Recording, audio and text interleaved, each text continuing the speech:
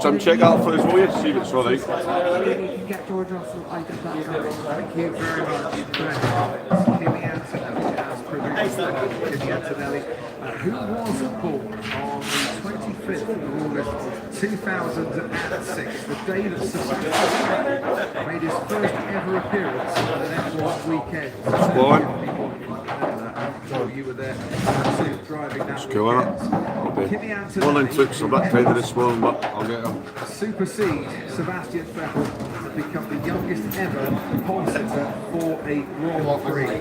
Also had that record from Monza, that brilliant win with Toro Rosso back in 2008. Current record 21 years and 73 days.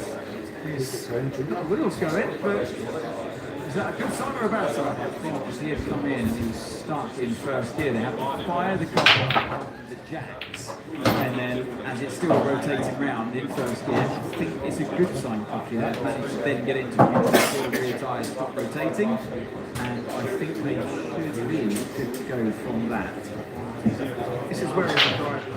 Change the steering wheel. Yeah, change the steering wheel as well. Battery contacts had that, of course, in Australia.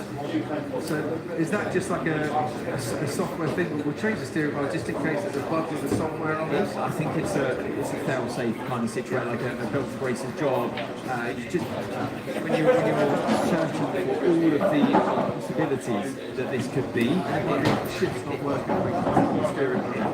Or any kind of electronic glitch that's going on, it's not always the cure, but it can be one of the possibilities that you may as well. It's such a quick fix to do. So a change of steering wheel. The important thing is that all the steering wheels are in the right position, and then the second steering wheel goes into the car. Kimmy have his own steering wheel, George have his own steering wheel, but they have a spare for both drivers. They do, yeah. So these steering wheels can't be really easily interchanged between the two cars, but the individual car for that single driver, it can be. Now Kimmy Antonelli is coming out of the garage. George Russell's still there. This is the time, Burnie College. You put your trust and your faith in the team around you, and you act like Ted Kravitz was saying at the top of this qualifying. You act like Mr. Patience, yeah? You do, and I think George has nothing else he can do. He's got to get his mindset on his normal qualifying, see if they can get it right. But just to pick up on the steering wheel stuff, it will be someone's job in that garage on the spare steering wheel to make sure they're matching the switch position moves that George does, such that the spare is exactly the same switches that you come in on. That's my job in the garage, to make sure the spare is exactly set up like the main one that's come on.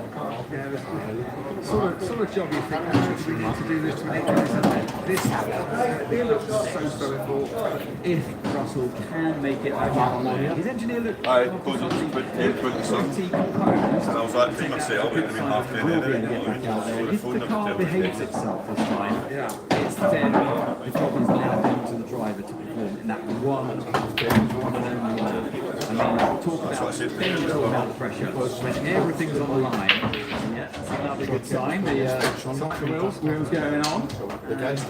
Tight, so this is huge. It reminds me of, what's this circuit for in 2009, right? Yes, first ever poll. You have one lap in Q3, in Q1, one lap in Q2, one lap in Q3, and he got the job done and then fastest in every session. Yeah, now he's battling Sino on his own. That's an experienced driver, Kimmy Antonelli. He's fast enough, and we've got here. That's what you're fighting against, George Russell now. George Russell's coming out. They're just lowering the car down to the jack. So it's his teammate Kimmy Antonelli crosses the line to start his flying lap. George Russell makes his way out into the sunshine, and he's got just enough time to get around before the checkered flag. Just enough time, yeah. So the Russell Mercedes package is fallible. Seems okay. He's stepping back going down the pit lane. Seems alright for now. But we've discounted the hydraulic problem. If it couldn't change gears, they must have discounted that in the garage. Anyway, he's on his way to see now. We've not discounted anything. What we do know is that we have 48 pole positions for Italian drivers in F1 Grand Prix history, and we might be on the cards for 49 here today with Kimmy Antonelli. And he'll want to do it with his teammate out there, Crofty. It wouldn't be enough as Lawrence sits the first fastest sector of the ball. Only just though. But yeah, Kimmy, if he is to get pole here today, he wants to do it with his teammate now. He certainly does. Norris up, Leclerc down, Antonelli up, and there's just milliseconds in it through the first two sectors of this lap. Kimi Antonelli making his way round turn 13. He's got a straight, a corner, and the line to go to become the youngest pole sitter in F1 history. But he's going to have to wait for it because his teammate is going to be last. And sometimes you leave it last and no one can respond, and you get the job done. Leclerc with the fastest middle sector coming to join the party. Lewis Hamilton just a fraction off through the first sector of his latest lap. Gasly matching Hamilton and Leclerc in the Alpine. Here comes Kimi Antonelli. Can he extend his advantage out in front? Yes, he can. It's a 1:32.0 to go and get pole position. And Lando Norris is the first to cross the line and chase it down. Can Norris do it for McLaren for a second year in a row? He has three last year, not Norris this year. Only P3 is teammate still on the front row. Charles Leclerc for Ferrari. Can he come to the party? It's for Charles Leclerc. And there's 3/10 of a second difference between Kimi Antonelli and Perez. Crosses the line and he goes to the front row. 6-time pole sitter here in Shanghai, and he's on P2 at the moment. Pierre Gasly, this is going to be his best lap in qualifying, and he goes P6. It's a Superman from him, but Ollie Behrman's putting in decent sections. What can he do to cross the line in 7th place, just behind Gasly, ahead of the Stanley Hanyard, but yet to cross the line. Piastri next to cross the line. That's his race, qualifying. He's on the second down and on the second row. Isaac Hadjar was number 3 on the grid in Melbourne last week. Ahead of his teammate Max Verstappen, who's the next driver to cross the line. And Verstappen replaces Hadjar in that P7, and there's a 10th of a second. Kimi Antonelli is on provisional. George Russell is still out there, and Kimi Antonelli is waiting with bated breath to become the youngest pole sitter in Grand Prix history. He's not going down for that fight here, is he, Crofty? He was wrestling that car for all it's worth through turn 12. He may have even lost a bit of that time there. He had Norris in front as well through turn 10. He would have been cursing that one, but the braking into 14 looks very sweet, and so does the exit. Giancarlo Fisichella in 2009 before India, the last Italian to take pole for a Grand Prix. Is it Antonelli's day? Is it Russell's day? It's Kimi Antonelli on pole position, the youngest pole sitter in Grand Prix history. George Russell on the front row. It is a Mercedes front row lockouts, but it wasn't smooth sailing. All the problems came his way at the end. His teammates taking advantage. In the circumstances was a fine lap by George Russell. Well, let's give a round of applause. He was on pole for the Miami Sprint last year. Now he's done it in a Grand Prix. Kimi Antonelli, take a bow, young man. Absolutely, mate. That's the pole position, mate. Yeah, let's go, man. And he's going to seem more worthy to him, knowing that George Russell did in fact get a lap on the pole as well.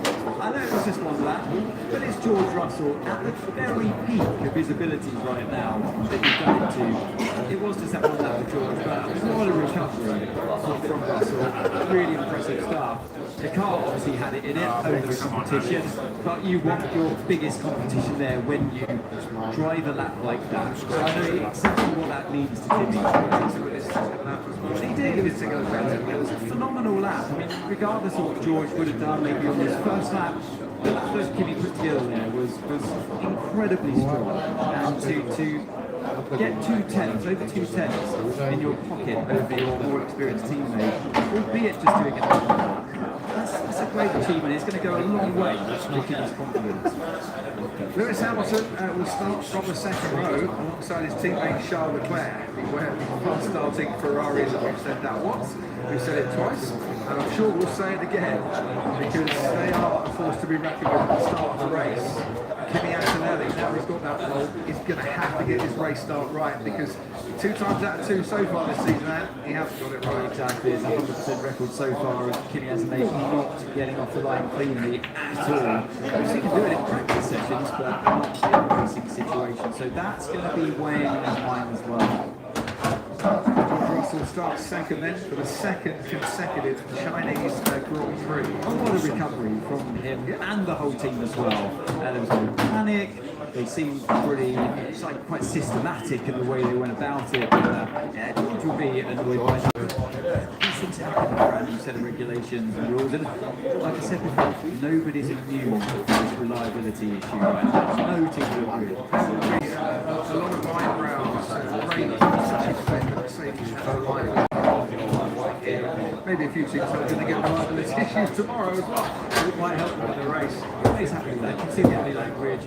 He's happy. He's got that car onto the front row. And if he hadn't made it through and he had 10th grid tomorrow, that's sort of makes your job a lot harder by being on the car. Oscar Piastri doing really well. I thought really coming on stronger than they were this time yesterday in sprint quality, and they're chipping away at it, but they don't have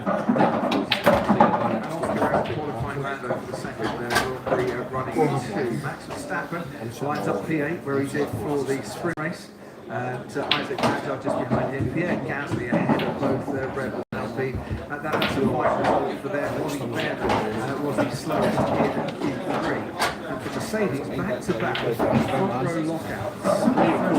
Bahrain and Sakir in 2020, and of course George Russell at the Sakir Grand Prix was driving for Mercedes. He got the promotion, didn't he? That's considered by the way. Julian Palmer, the youngest pole sitter in a Grand Prix ever. Here with Formula One's youngest ever Grand Prix pole sitter, Kimi Antonelli. Congratulations. You've just beaten Sebastian Vettel's record. How was it out there?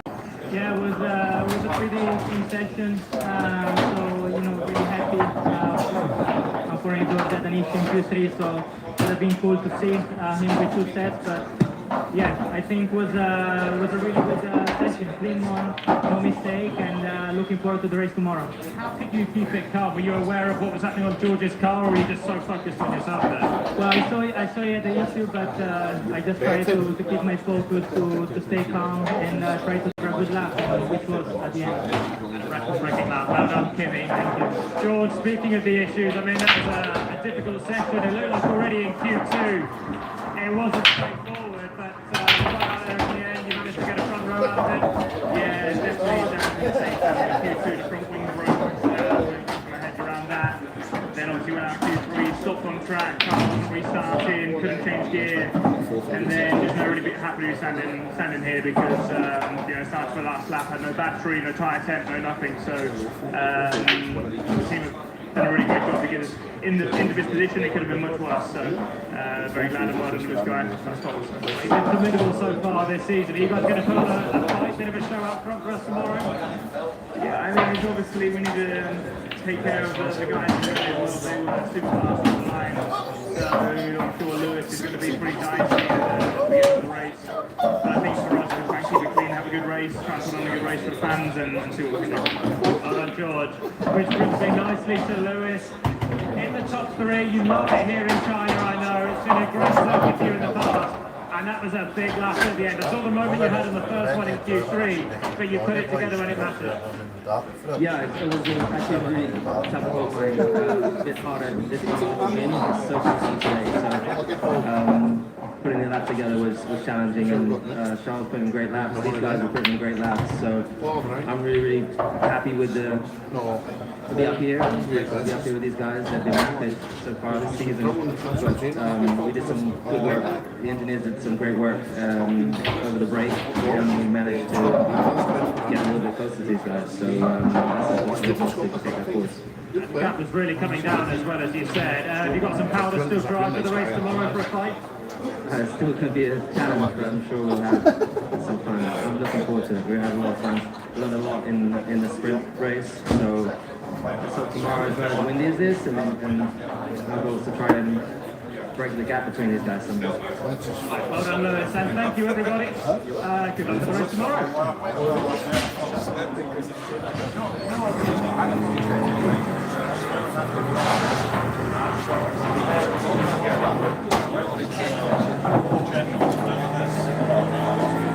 Audi sponsors Formula One Sell now on save big on top brands like these Nike running trainers and jackets. Enjoy flexible ways to pay, including Phrases Plus and Sports Direct.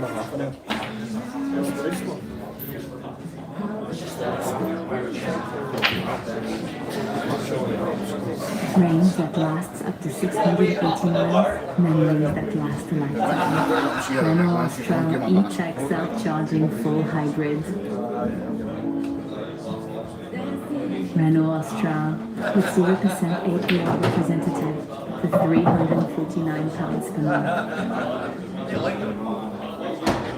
With Schwarzkopf Live, we go for it. We colour at home, our way. And now the new anti-damage system helps protect my hair. The result? Iconic vibrant colour. We switch it up. We own the moment. Every shade sets the mood. With the new Schwarzkopf Live. Tuning gives you more. More outfit choices with 20 kilograms luggage allowance as standard. More hotels designed around what you love, like that suite. More ratio to the bottom, water blocks on site. More, ooh, that looks good. More peace of mind with 24/7 support. And more on app, in-store, or online. You will be continuous sorted at all and out to protect it. Leave from Tesco. Snacks and milk, love. Discounts on holidays. We know you need more than just groceries from us. We do all this because every little helps. Take a breath, because the world's biggest T20 league is back. Global stars, local pride, electric vibes, moments that leave you speechless. Would you believe it? This is electrifying. Nothing hits like the IPL. Enjoy every game live on Sky Sports.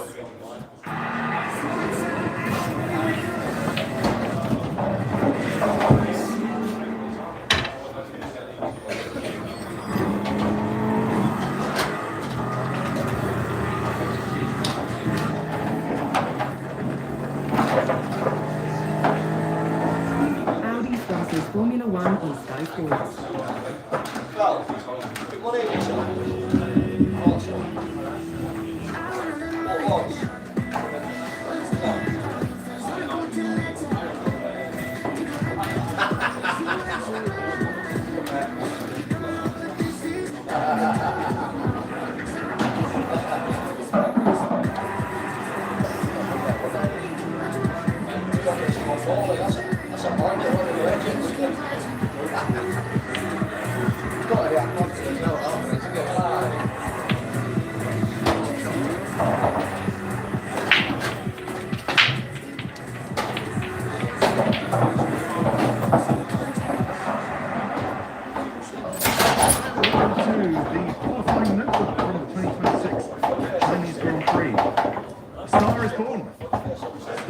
Look at this.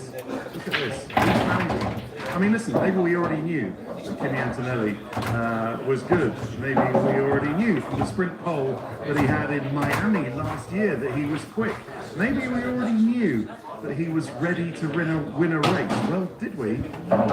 But we've seen him get his first pole position, Grand Prix pole position in Formula One. And as they say, it's only happens first one time. It only happens first the one time. Only first the one time.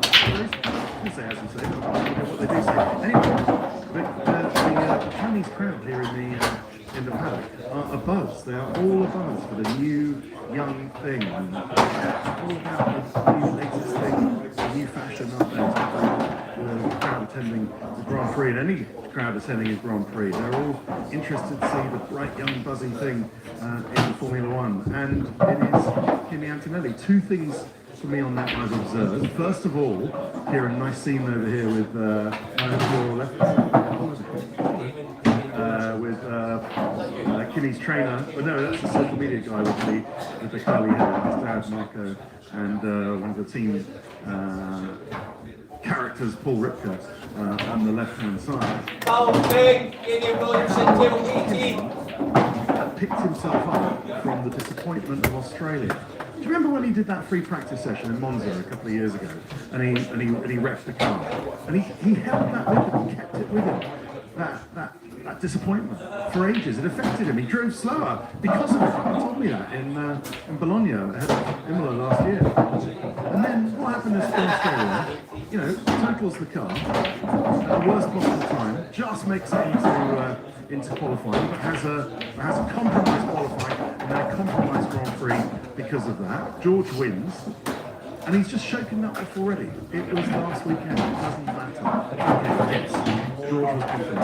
I know that's true. But it was when Kimmie did that 32.0, and he looked completely assured. It looked like he was never going to lose it from there. Obviously, we don't know what's going to happen with George Russell. He had a little electronic glitch, and something was wrong. He didn't have a full battery when he started his lap. He had cold tyres. So heaven knows Clarence was the first to underline that. But you have to still do the lap. A massive lap for Kimmie Antonelli, 32.0. Russell couldn't beat. Let's go. The start is definitely confirmed, I think. We knew had arrived already. I thought that was interesting what Toto Wolff said, that many doubted him, not least his own technical director. I mean, don't you remember from that documentary, The Seat, that Mercedes put out? It was James Allison who said he thought it was too early for Kimmie Antonelli. So for Toto, who had a bit of a run in the throat, I must say, when I spoke to him after qualifying, he was just very happy. So he's got the first out of the way, and then we will see what happens. And we all hope that this will be the start of a championship fight between the two Mercedes drivers. And heaven knows at the moment, doesn't look like any other driver's going to get the championship. So if we can have Kimmie on pole and then maybe winning the Chinese Grand Prix tomorrow morning, say it quietly, then who knows what will happen. We might even have a championship fight, a good championship fight between the two Mercedes drivers, the old man, George Russell, and the young pretender, Kimmie Antonelli. That is ridiculous. To say the old man, I know he's not. But did you see the second thing I observed? I thought this was really interesting. How Lewis Hamilton acted as the sort of granddaddy or the daddy, you might say, or in a funny way, by putting his arm around Kimmie, and then it looked like he was kind of freezing out George, with whom he'd had this rather titanic fight with in the sprint race early on. And Lewis has had an interesting relationship with George. They basically get on, but they are rivals. I just thought that was on a body language way, on a sort of an interesting study of dynamics. I thought that was a little bit of a power play maybe from Lewis Hamilton, putting his arm around Kimmie, being the one there to congratulate him, to be warm with him, and freezing out George in that moment. If you don't know what I'm talking about, have a look at it, rewind the tape, because it was a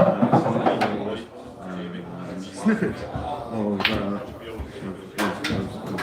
Grand Prix history. Some interesting stuff there. Right, plenty going on. I don't really know where we should start. Kieran, shall we carry on with Mercedes, seeing as they're here? I've kind of done them anyway, haven't I? All right, well, do that. George Russell second, Kimmie Antonelli pole position, and Kimmie got his act together. Yeah, you follow the melee. This is quite interesting to see where George goes. He's going to go straight into this hut. Kimmie got his act together in qualifying 2 with a 32.4. Russell had trouble with an electronic glitch, which needed 3 reboots of his entire car, and got it to get going again. And had a bit of a frantic preparation for his final Q3 run, for which he didn't manage to charge his battery completely and didn't have any tyre temperature. And that was the balance with these cars, in that you have to charge the battery, so you have to go aggressive on your outlap to charge the battery, but you don't want to go too aggressive unless you get your tyres in a bad situation. and overheat them before the start. So that's one of the challenges that George wasn't on the right side of. But it didn't matter. George said he had no battery, no temperature, nothing to do that, to risk it out with a lap time a few tenths of a second slower than Kimmy, he said, was absolutely fine, and we will see what happens tomorrow.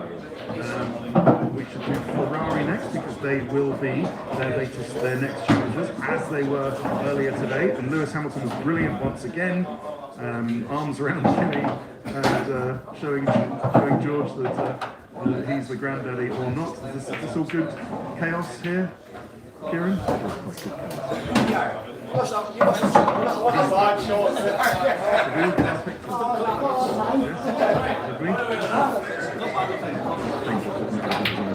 Get your picture? Yeah? Alright, great. So yeah, Lewis Hamilton third on the grid, Charles Leclerc fourth, and admirable obviously from Charles Leclerc. I seem to remember this is never really his favourite circuit, but really race here last year. Both of them qualified for this last year, so really making sure that again, bless you. Robert Kelly, Table 12. Safely through Q2 into Q3. Lewis again pit Charles by only 100 seconds, but primed to take the lead of Kimi Antonelli and George Russell at the start. In Stoneway, won't it? Because it seems wherever Ferrari qualified, they will probably take the lead, and then it will be Kimi Antonelli against Lewis Hamilton, fighting as George Hamilton. George Russell and Lewis Hamilton fighting in the sprint, with Charles Leclerc lurking. He said, did Leclerc not much more in the car, as I say, not his favourite track, but Lewis is making hay, while Leclerc is labouring under the Shanghai sun. I'll tell you what happened with the Macarena wing. So it's basically good. They want to run it. This is the wing that goes from that position, rotates all the way open, and then rotates flat again. I think it's great for circuits with really long straights like this one, because it gives them as much as 5 kph advantage in a straight line by dropping over drag. They're not quite sure that it would last a whole race. So for reliability reasons only, they've taken the precaution of not running it for the rest of the weekend. And that's why they do think it's good. It remains a test item at the moment.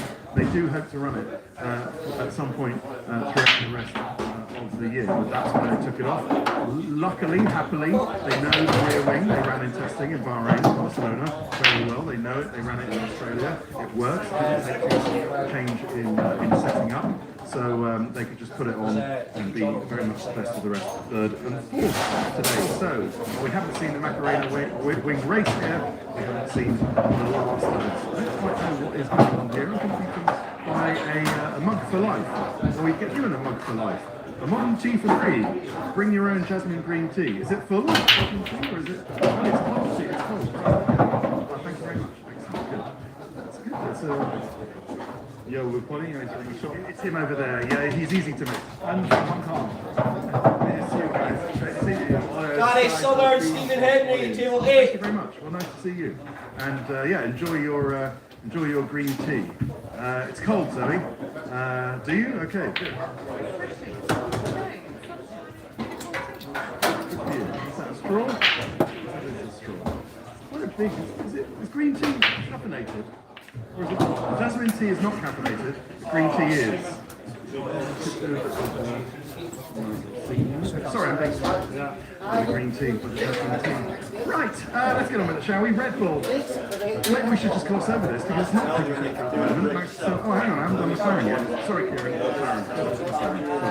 Lando Norris 6th, Oscar Piastri 5th, and yeah, first time this weekend, Piastri purely quicker than Lando Norris, at least in competitive sessions, safely into Q3 where they found some pace. Lando Norris was 32.6, they also beaten at 32.5. Were 2 and 3 at the time, ended up 5th and 6th. Piastri and Norris in that order, beaten by the Ferraris. So let's tell them if there's in this car. I think there is. Long road to recovery, and the search for pace continues. So someone's making and their team will be desperately trying to figure out how to add some more pace to this McLaren, because it's not quick enough for their standards and for their liking. It's okay today, it's reliable. Lando's only a 10th behind Oscar, and but half a second off pole. I mean, at least that's kind of where they were in Australia, maybe even a bit more. It was a bit more, in fact. So progress has been a few tenths of a second. It still means starting at 5th and 6th. And we'll see what happens tomorrow. Looking at that here, we can move on to Rebel Racing. And, well, what do you do if you're Lauren McKees? I saw him afterwards.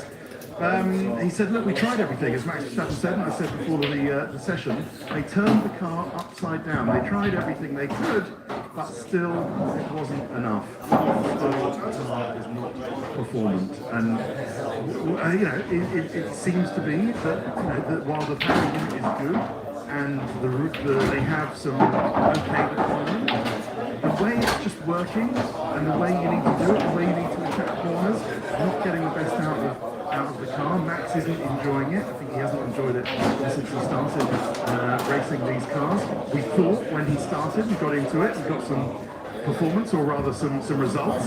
He kind of said, okay, well, I've proved I'm the best at adapting to it.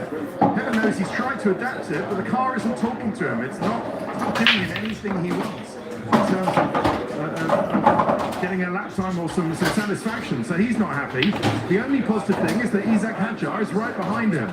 So the evidence we saw in Australia, where I said, we found one, we finally found a driver that Rebel Racing can rely on in qualifying. Max underlined that later in the day. He said, look, it was great that Isaac was up there in P3. That's exactly what we want him to do.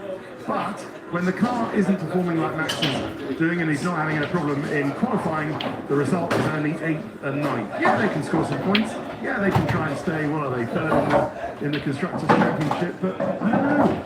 If you're Max, if you're Red Bull, is that enough? Where do you go from here? Are they going to challenge for the championship? Unlikely, but stranger things have happened. Does Max continue? Does he try and get a Mercedes seat? If he does, well, I mean, we know he's not going to talks with Toto Wolff, which Kimmy, you saw, George. I mean, one of them's going to win the championship. That's very difficult. Really tricky situation. If you're Max, you might think, well, what is happening? Is he going to be happy just to leave out the rest of the year? I suppose so. Right, that's Red Bull. Let's do Ferrari and take the back route here, Kieran, because we the nice people of the garden pagodas and the huts here. So, as always in this Shanghai circuit, they have all of these huts for various reasons, not least because I can't walk on water, although I can probably hire a boat. We can see down to all these other huts. So the Mercedes other hut, where Toto has his office, is over there. Then you've got the Ferrari other hut, and these ones here to your left and right, next to this power transformer. All PS4, doing great work, power transformer. Well done, we rely on you. Is the kind of engineering ones. The people who need to be closest to the garage tend to take these huts here. Like Nicholas Todd is very important, manager of Charles Leclerc.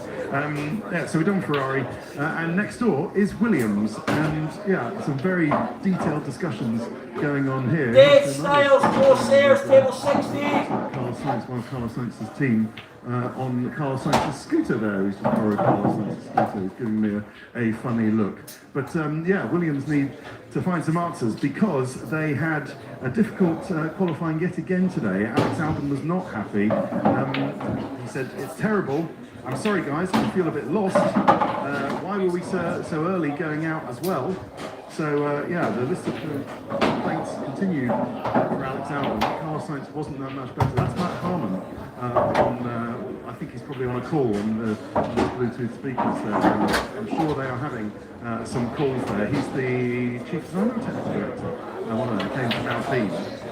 And they've got to find out some quick. I mean, obviously, look, the car's overweight. We know that. It's partly overweight because they've failed the crash test on the nose and they needed to bulk it up. I'm sure they can find some weight in that once they have the crash test on the nose again. So that will save a few kilos. These Mouses have got loads of other ideas from the Bright Sparks and the Williams factories how to save even more. So they'll do that, but at the moment the result is only 18th for Alex Albon and 17th for Carlos Sainz. So we will leave them to their discussions, and yeah, more notebook in a bit, where we will come up with some sort of tease that will make you want to be watching part 2. Tell you about the surprise position result from Pierre Gasly in the Alpine after his boss Flavio Briatore said that they were hopeless this weekend and they're absolutely nowhere. Well, Gasly surprised him. I'll tell you how he did it in a bit.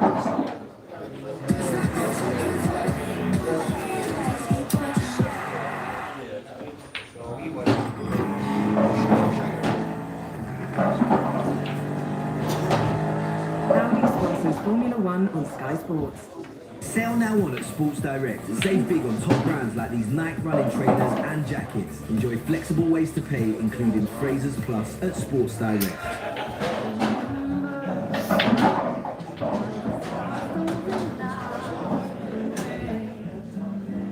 Range that lasts up to 680 miles, memories that last a lifetime. Renault Austral E-Tech self-charging full hybrid. Renault Austral with 0% APR representative for £349 per month. Not long to Cancer Research UK's race for life. I'm still all in. Who's with me? Who's up for the 10k? Nice. What about the 5k? Anyone for Pretty Buddy? Everyone, besties, bakers, bachelor dancers. Spirit. Let's go all in for Race for Life. You might expect a delicious sounding description here, but do we really need it?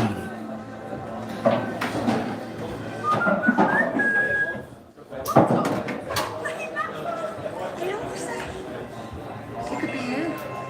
Well, what makes you so sure? I don't know. I just have this feeling that. It could be you. What you said? Yeah, I know. It could be you.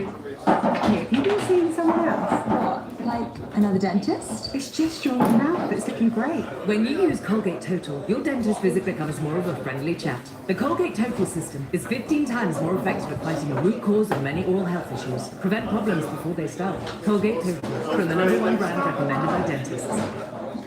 TUI gives you more. More outfit choices with 20 kilograms luggage allowance as standard. More hotels designed around what you know, like that Swordfish Street. More race you to the bottom, water parks on site. More that looks good. More peace of mind with 24/7 support. And more ways to book on app, in store or online. You book it, TUI sort it. Atoll and Apple protected. You leave it from Tesco? Snacks and milk, love. Can I get £2.50 cinema tickets on Tuesdays? We know you need more than just groceries from us. We do all this because every little helps.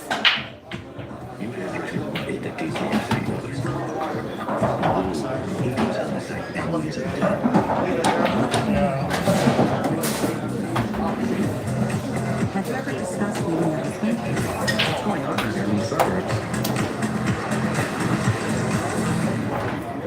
love it. I love it too.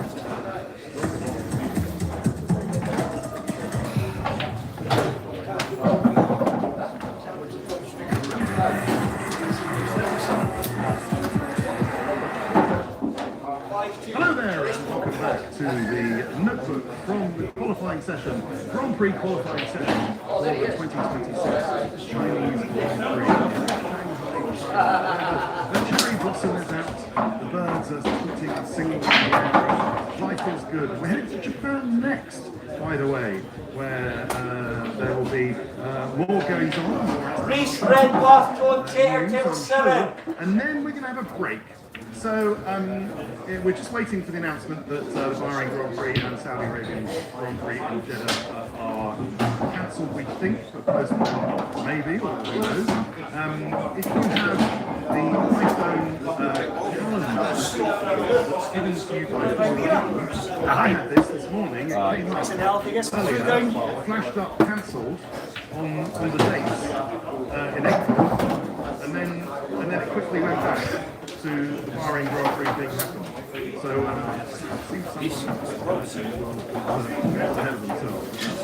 But we're here in China, Japan next, and then what's going to happen.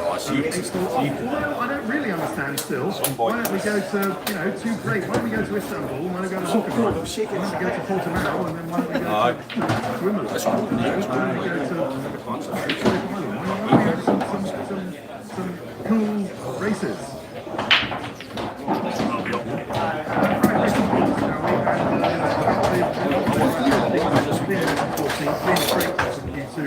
By just 2/10 of a second actually from P1. They saved a set of tyres there, but it was a bit nervous. Arvid was P13, had a mistake in his front row, mistake in turn 12 on his last try in Q2, and that meant he didn't get up to Q2. Otherwise, he said it would have been a good lap. He was 200th second behind Liam Lawson, who got caught out by Gabriel Bortoletto. Very frustrated. The grid 14th and 15th. Gasly ahead of them, and it's going to be points from there. But you saw in the speed race, so bad on their tyres, particularly the hard tyres.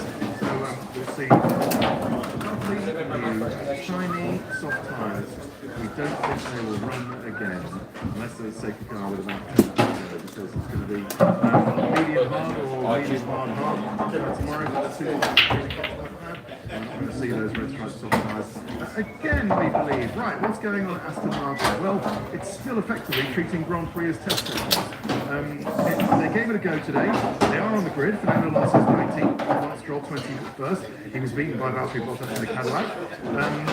Fernando felt the block the maximum he could out of the car. The car is hard to drive, so he knew he's certain that the fifth fastest chassis on the grid seems a bit wide of the mark at the moment. Certainly not what the drivers feel like. They will try to fit into the race. The vibrations are better. The battery reliability is still on the limit. And there's not much to say about that. Newey is not here. So I think it's back to the factory figuring out how to make it indeed this fastest car on the grid in the always good to be limber up, isn't it? I think he was exaggerating a bit there. Well, I need to really. It's the attendant. I've got a bit of tendinitis, if I'm honest. It doesn't affect me. Later. Yeah, I'm well into my running knee. Yeah, good. Right, that's it really. But as I say, going to Japan, Honda's home circuit, that will be important, will it not? I mean, Japan, Suzuka, owned by Honda. Next race. Haas, well done to them. Ollie Behrman in the top 10 and set to continue scoring some points as he did this race. Great lap to get into Q3. Ocon 2/10 behind and out in Q2. Behind Esteban Ocon, so well went off into bad luck Esteban Ocon. Did everything he could, Ollie did in Q3, 33-2. 10th behind his own Hadjar. But Gasly also ahead of Ollie Behrman. That's maybe not what I thought was going to be competitive order at the beginning of the weekend. I am getting on to Pierre Gasly eventually. Got to do Audi first. Not a great day for them. Hulkenberg 11th, just outside top 10 obviously at the moment. Gabriel Bortoletto actually started by doing great laps. P7 in Q1. But then blotted his copybook with a spin on his last attempt, P16, and out. Hulkenberg only 100th second off Q3 from Hadjar, which is not bad. And Alpine started with next to Pyramid. It started with Flavio Briatore in the press conference when the invigilator said, "How's it going?" Flavio said basically terrible. We're not doing. It's not good enough. We've got great engines. Car's not good enough. And since then, maybe that was the enthusiasm and enthusiastic encouragement that the team wanted. Flavio wanted a response. They've been scoring points in the foot race, and he was P7, actually, brilliant P7. So both into Q2. Gasly had a scare, but went again on P6. Pinto 3/10 behind Gasly. That means 6 places, even in this age of a new rule set. it is becoming very tight now. So 0.3 of a second really means you're 6 places behind. Then after that, a great from the Gazman in the Pierre Gasly P7 and beating Max by a few tenths of a second. So it tells you all you need to know about the Red Bull's troubles. Yeah, Gasly did today in the LT. And we'll finish off with Cadillac, Valtteri Bottas P20, Sergio Perez 22. They were late getting Sergio Perez out because they were still repairing the car in the sprint race. He did one run, finished 1 second behind the car in front of him, which was Mark Stroll. So something's clearly still quite right with the Cadillac and Sergio Perez. We'll see what we can do tomorrow. Valtteri Bottas, as I say, beat Aston Martin today. Only 2 tenths have finished behind Fernando Alonso, and he will line up for the Chinese Grand Prix. Cadillac's first on 20th position. There seems to be a crowd here, finally, in front of, I don't know what, it's a show car with Mickey Mouse on the side. Aha, right. And there's yeah, there we go. I think there's the logo on some of the curves. So fuel the magic. Brett Stewart, Stevie Carson, number 15. I don't know if we're going to have the interpretive dance that we had in Las Vegas after the Shanghai podium, but there is only one way to find out as we go off into the evening. The sun is setting here in Shanghai, and that's to join us for the Chinese Grand Prix tomorrow, 5:30 a.m. start for a lights out. Here we go at 7 a.m. It's sure to be fun, sure to have a fight between the poleman Kimi Antonelli, George Russell, Lewis Hamilton, and Charles Leclerc at the start. How long it's going to last, I don't know, but it is fun watching it when it lasts. And then, yeah, we'll have another hour and a half, and then someone will stand on the podium as the winner. Will it be then the youngest winner in Formula 1? Kimi Antonelli, probably won't get that record, or will George Russell continue his early domination in 2020? Early Sunday night. Thanks for watching.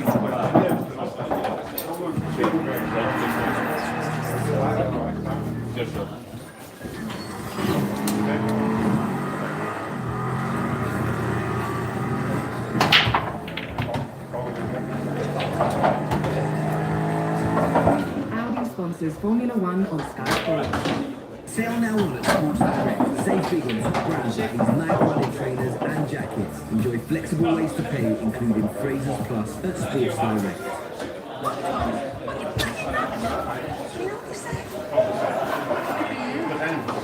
What makes you so sure? I don't know. Just the speed or not.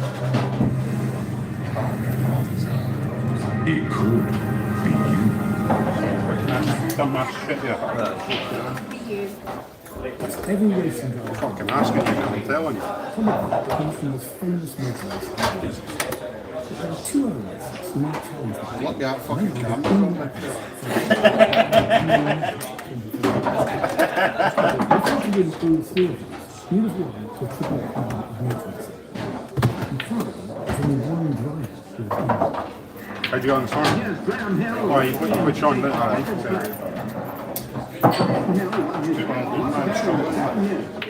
Got a job done. What, right? I got a chances. I had a good win there. That's Calvin.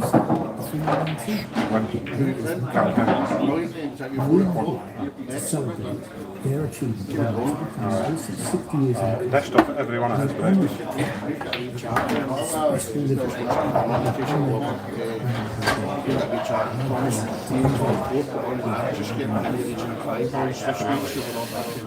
This wine that England in 1973 didn't well for it. A car that I would love to drive at some point. It's more like a couch rather than a seat. And of course, famous car that won in the West. This is a cool time, I think. This is when they came up with a lot of different qualities. Upstairs. Cycles.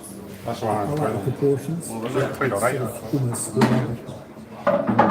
Hard to see getting the front, you've got a smart back, bring a smart back, it's hard to get the front ball right on the top.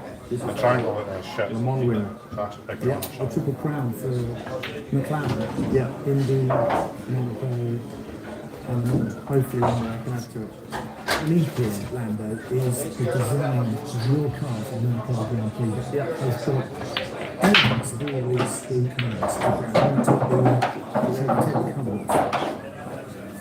Good job, Lando. Very good. Le Mans car, Monaco car, Mini car. I love it.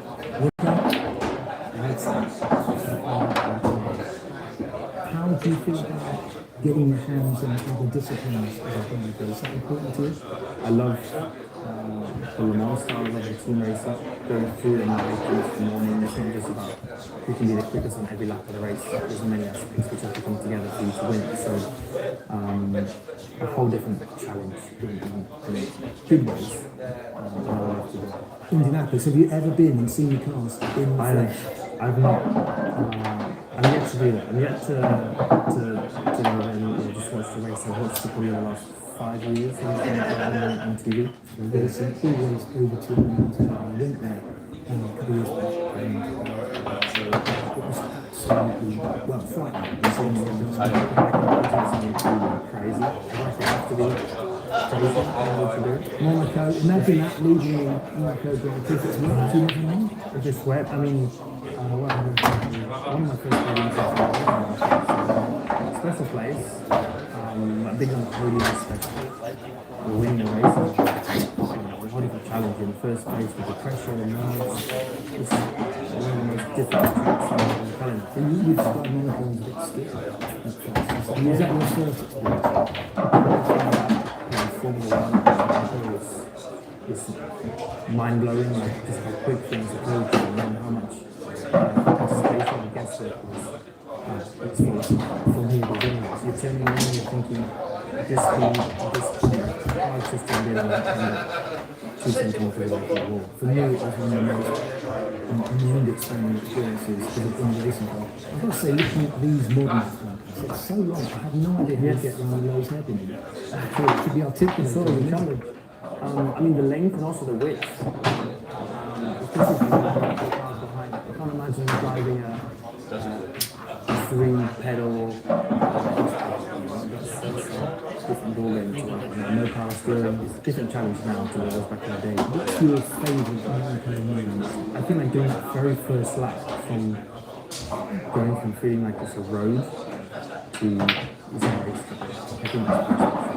I think there's 2 special moments. One was the start. Well, like Stephen, you don't like my... Also true. To get away from the start of the racing with the horses. I hope you get to the end.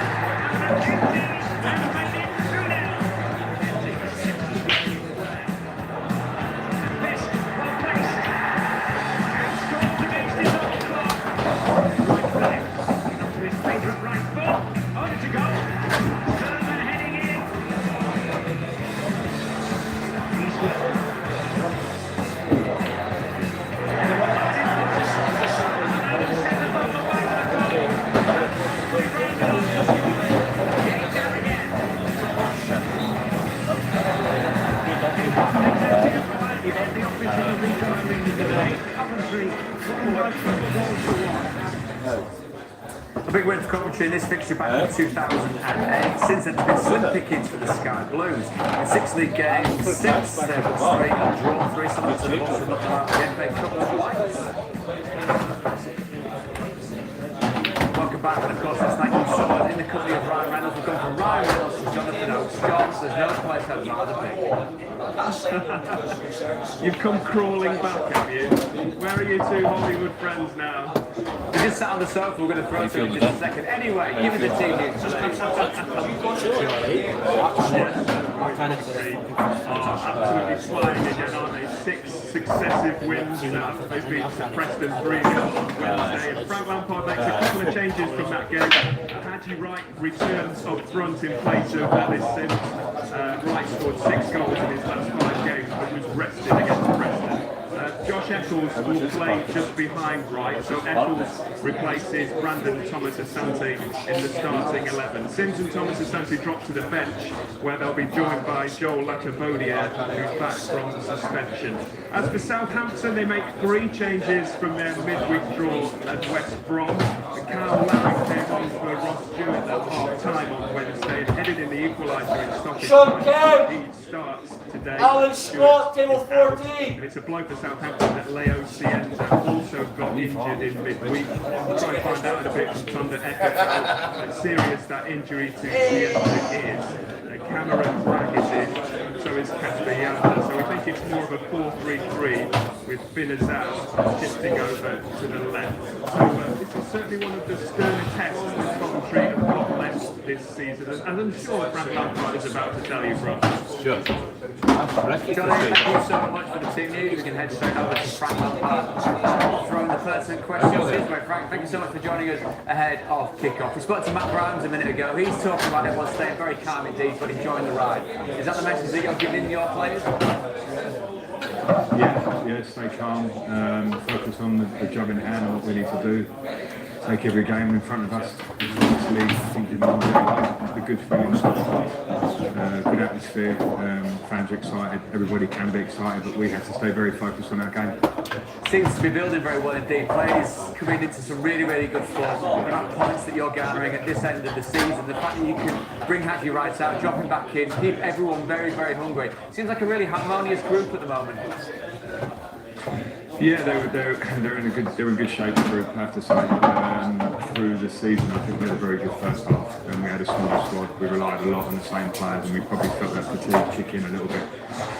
Over sort of late December, January through January, which a lot of people spoke about. But I think the players are really sarcastic. We've been able to strengthen a little bit in January. We've got players, as you say, compete with each other in a really positive way. And that needs to continue. They need to start that brewing, the virtual running now, I suppose, in 9 games to go. So it's important that we keep that harmony, as you put it, keep competing with each other, and understand, like today, that it's a position physical, specifically to Southampton, they're going to themselves, so we need to be ready. Smith, I just want to take you back to the Middlesbrough game. It seems like a long time ago now. But how significant does that game now feel looking back? Obviously, prior to that game, you had a few bad results. Kennedy, David Hell, table 17. It's been perfect in terms of results. How significant do you feel that game now looking back at it? Yeah, it was very significant for us because going into that game, Barrow were in great form, playing really well. We had a good long week to train into the game. We prepared really well, and the players absolutely delivered, especially with our off-the-ball work and the energy of the team, intensity, things that we were consistently doing in the first half of the season for a long time, and we slightly dropped off and we brought that back. And I think the feeling that gave us to take on Barrow, who at that time were the form team in the league, gave us a little bounce. And to be fair to the lads, since then they've taken it on. We've had a few tricky away games that we've dealt with. Our 2 last home games have been really good, really efficient, really good in every way.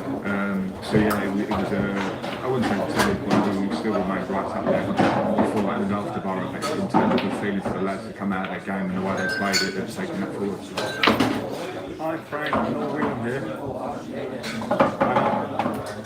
You came into the club sitting in 17th, 2 points off the playoffs last season. You managed to take them to the final. How important was it for you to keep the nucleus of that squad for this season? And did you believe that that squad could challenge for automatic? Yeah, I mean, it was hugely important and not easy, because when individuals perform, as some did through the second half of last season, there's interest and there's rumours, and it can affect pre-season, and throughout pre-season we had that hanging over us. But I simply was very determined to keep the players, because in this job, you always do the job trials to a big extent, and you want to work with the same ones that have shown us what last year.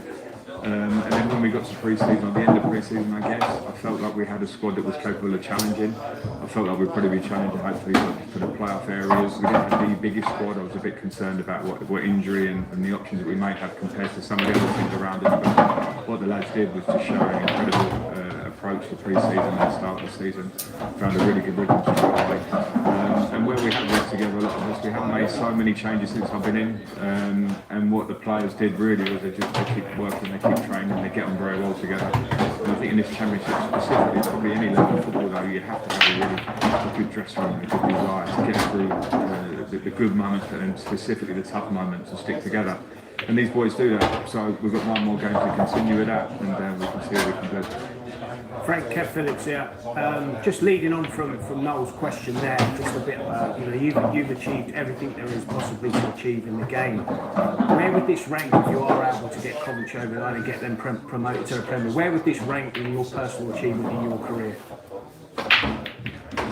Well, yeah, very highly.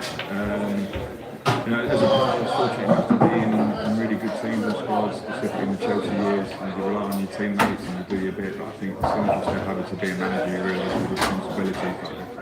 They're much broader in terms of what the input and the impact that you can have. And, I've had a few jobs now, and surprised myself how many games I have now already had. And had success and difficult times to varying degrees. But in this job, since we walked in, and the feeling of a lack of sort of confidence around the club when we came in, and the league position that it was, and to see players grow, individuals grow, feeling around the club, connection between fans and people grow. It's been a really good thing in all senses. So I don't want to talk too soon because we're not there yet, but for me it would be very, very high if we can manage to achieve what we want to achieve, and not just on a selfish note, but in terms of this football club, because it's a very particular story of being a club that I made my debut against many years ago in the Premier League, that went down to League Two and back up to here, and the fans and the club have suffered a lot, and that would make it even more special as a whole for the club, if we can get there, which is now there's 9 games to go. So You can see and you can sense that sense of history that goes hand in hand with Coventry City and the relationship between yourselves and the fans. It's been a pleasure watching you so far. All the best for the rest of the season. Thanks very much, Brad. Nice speaking to you. The Coventry City boss. We can head now and speak to the Borough boss, Kim Hellberg, on the heels of Coventry City at the top of the table. Borough currently sat second, Kim. A few issues to deal with results that you've seen, but what you've given us so far is a really balanced approach to English football and to Middlesbrough. Is it a case of that between now and the end of the season? Don't get carried away with wins, don't get carried away with defeats. I hear a double sound, I think. So, yeah, we're having a couple of technical issues there. It is quite upsetting. I hit myself all the time. I actually quite like it. But to go backwards and forwards when you're trying to answer a question, when I'm asking him a question, unfortunately, we'll give that a couple of minutes and we'll get Kim back and we'll talk to him once again. Kim Hellberg there. Normally such a great addition to our Saturday show, but hearing yourself is quite a tough one to be able to deal with. We've not mentioned Southampton just yet, have we, Kevin? Congratulations on being in the place. There's a bit of a gap between Southampton and 6. Can they make it on that road? I think they can. From where they've come to where they're sitting in the league now, they've come on an incredible run. The stats suggest that. So that's credit to them down there and the manager Eckhart. The players have had to step up. They've come in for a lot of criticism. Was that right? Was it a case of an underperforming start? Yeah, 100%.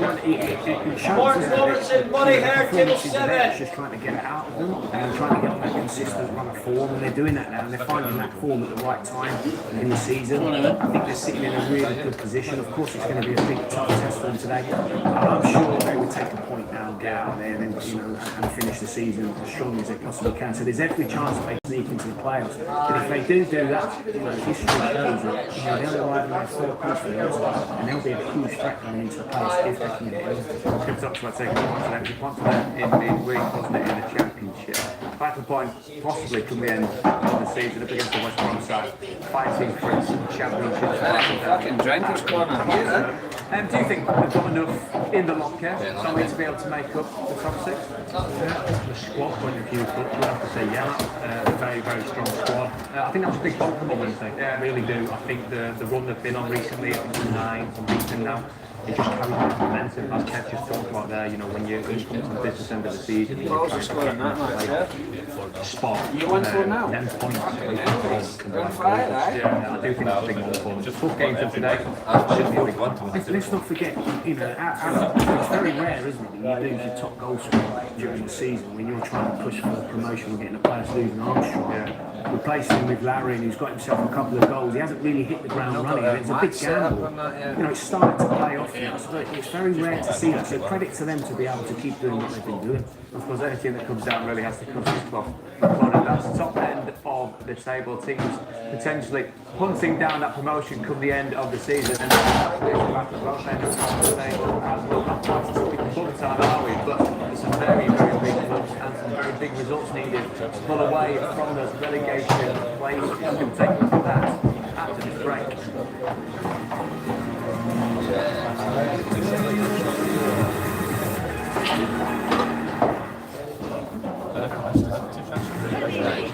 Sponsors of the EFL. Sale now on at Sports Direct. Save big on top brands like these Nike running trainers and jackets. Enjoy flexible ways to pay, including Fraser's Plus at Sports Direct. It's Bet Builder time for Josh. And he goes to great lengths to build his. You get fit there? Yeah.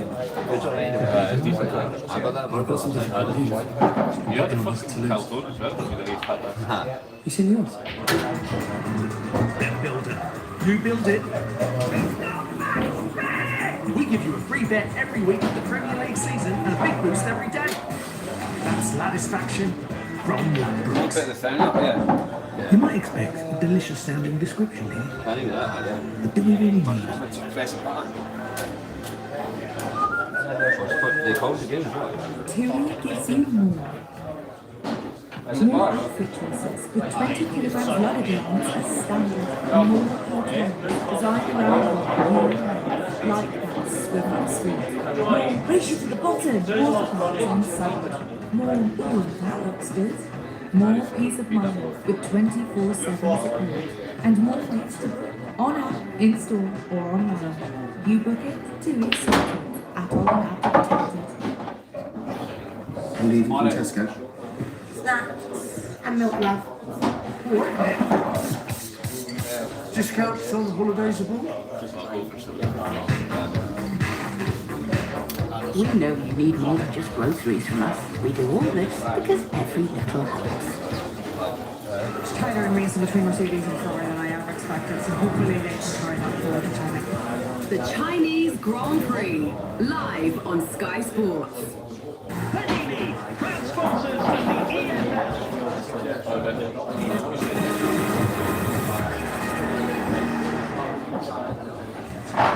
First place is 5th in League One today as Lincoln hosts Stockport. The visitors since haven't beaten any of the 4 sides currently above them in the table since the opening day when they beat Bolton 2-0 at Edgley Park. And it certainly won't be easy today with Lincoln on an incredible 19-game unbeaten League One dating back to November. The Subtree League defeat at home came from Exeter in October.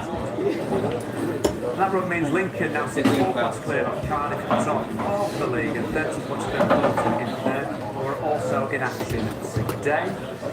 Rotherham find themselves 22nd after just 1 victory in the last 7 league games. They can move out of the bottom 4 if they can pick up all 3 points today. Well, there's late drama in this one back on Boxing Day with 2 goals scored in added time. You can watch both of these 2 league one fixtures over Sky Sports from 12:30. Elsewhere, one of our championship offerings today is Oxford against Charlton. Been 3 wins in a row for Matt Bloomfield's side. They still sit in the bottom 3. They'll move up to 19th victory today.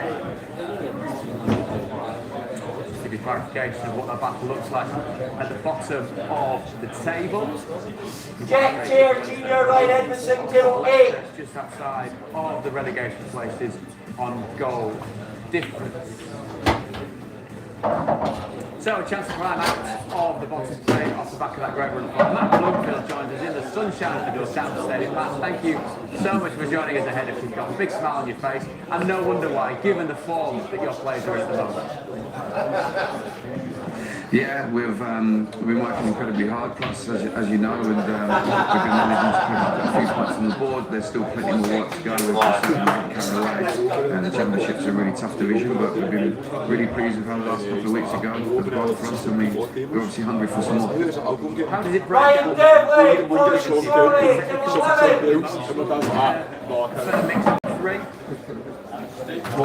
Yeah, it has to be all three, because you know the league is very tactically. You've got to be really tactically astute. You also got to try and play to your strengths. So it's not just doing what you want to do all the time. It's trying to get the best out of the players. We've had a few younger boys return from injury recently. We've had the team start to come together a little bit. So you're trying to cover all four of the coaching corners, and we're doing that every day. We're working incredibly hard, like we say. We've had a couple of results, but you know every game's really tough, and today's going to be no different. Charlton are on a good run of their own. Have two really good results this week, and we're in for an incredibly tough game today. Matt, Tommy Smith, just want to touch upon obviously the game today.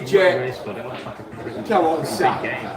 Significant in many ways in terms of the potential to come out with the bottom three. Has that been the message this week, or is it just a case of it's just another game? Yeah, Jono's known me well enough here to know that I'm pretty boring with this. We can't get carried away. It is just one game for us. If we play the occasion, we play the perception of the situation, and we won't be doing what we need to do on the pitch. So we have to make sure we're ready for the game tactically. We have to execute the game plan, and if we can bring the quality to our game like we have been in the last few weeks, then we believe we can win it. But it's just one game for us, and we have to make sure our performance level high. We're only going to win the game if we perform well, so we have to concentrate on that. That was the key thing, Matt, wasn't it? To get back into the Championship when you come away from a football club, have a couple of minutes rest and away from the madness, but you turn yourself back into a job that looks tough on paper, but the smile on your face suggests that you're loving every single minute of it. It's a bit of addiction, I think, football management. I had a couple of months at home with my family and loved every minute, I must admit. But when the phone call came to interview for the job here, you know, because of my interactions with the football club over several years at Wycombe Wanderers, I kind of felt like I knew a lot about Oxford. Lived not too far away for several years, and it was a football club that I was really intrigued about. Met Ed and met the board of directors, and it was a job I really wanted to grab. I believed in the project, I believed in the challenge that we had. I knew it was going to be tough, and there's still, you know, a lot of challenges to come from the season, but I believed in it, and I wanted to have a right go, and so far we're doing that. We've got plenty more work to go to do what we need to do between now and May. What challenges to come back, we'll be keeping a keen eye. All the very best, and thanks for joining us there at kickoff. Until there, the Oxford boss smiling in the sunshine at the Doorsound Stadium, and why, given their result in the week against Blackburn. I suppose that's the key thing though, when you are in a battle in and around teams that are down there, it's very, very close. Being able to take points off the teams that are down there, it's huge from quite literally a points point of view, but from mentality point of view as well. Yeah, I think it grows confidence in the group. He would have met at the start of the season, figured out how many points, ran it through his head where he needed to stay and maintain that championship status. Yeah, I think when you look at teams that are down there and around and about, it's very crucial that you definitely make your home advantage count and take points off his book. But the teams that are down there, it's some big names, isn't there? I mean, there's a shake your head because there are some chronically underperforming sides there. The sides with a different level of expectation. You don't often say another season of consolidation. You probably say the same with Pompey as well. Any excuses barring a points deduction for Blackburn, Leicester and West Brom? I'm shaking my head because it's two of the ex-teams there, which are, you know, no disrespect to the team. Blackburn, you know, the Premier League, Blackburn, Leicester, West Brom have been in the Premier League. You know, you would say there's no given right to be down with it. It just shows you if you don't get things right, and you don't recruit right, and do things right, and you can find yourself down there. So I'm very surprised to see them down. Of course, Leicester with a points deduction. But credit to Oxford, you know, it's a tough place to go, and you know what Matt's done now, you know, to get string 3 wins together at this stage of the season when you're in the bottom 3 is fantastic, you know, unbelievable, and I can see them nicking another win today to make it 4. So, you know, I think a big Ian Lally, Michael McFarlane, table 12. wins against teams in and around, and that's why midweek was such a big one for them. You know, to take points off teams in that cluster of teams there is huge for Oxford and give them unbelievable confidence going into today's game. And what it does as well, you know, if you're a West Brom player or manager, Leicester, you're looking up for one again, yeah, that adds more pressure to them. It's a bigger result. And it's going right down to the wire. It's fascinating to see who goes on.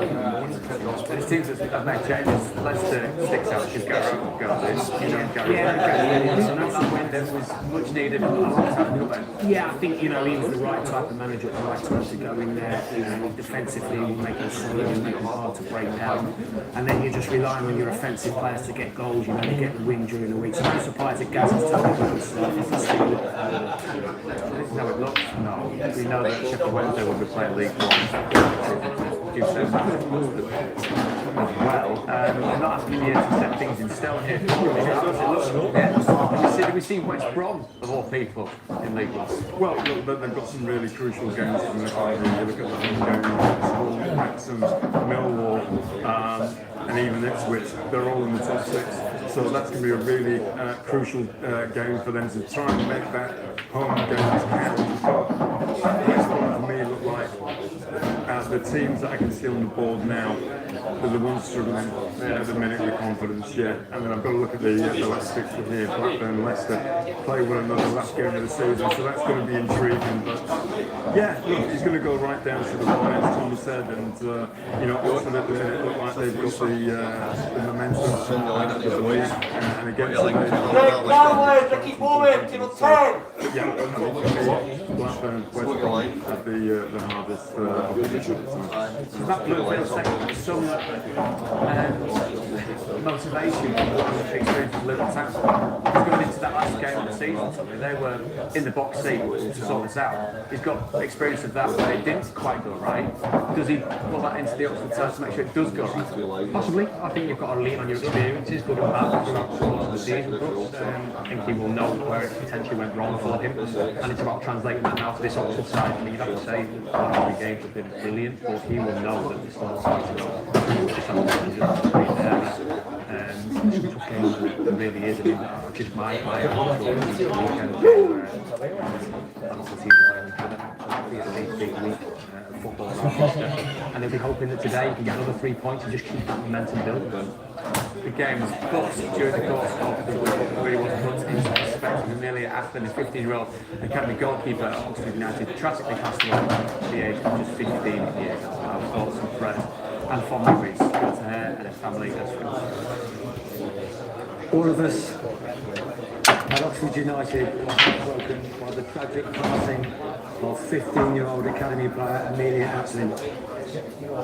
Amelia collapsed during a game against Fulham at the club's training centre in Halls Park on Saturday afternoon. She was a goalkeeper of immense promise. Just 15. Amelia was a teammate, a friend, a sister, and niece. She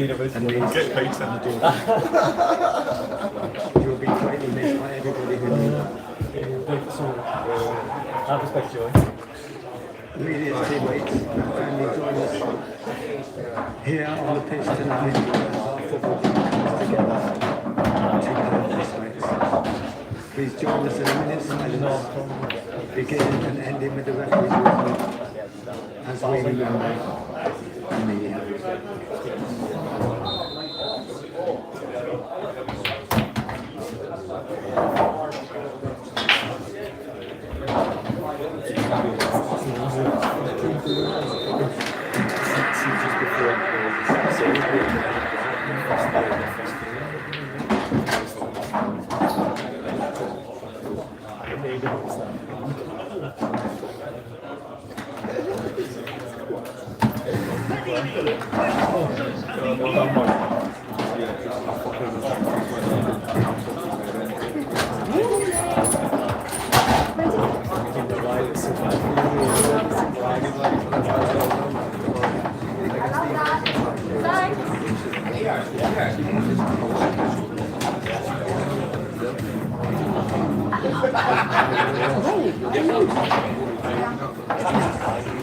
Compliments of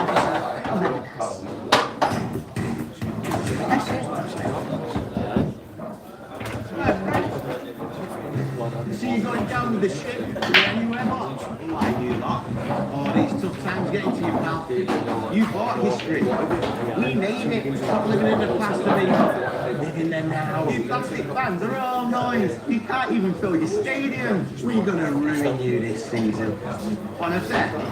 You want to bet?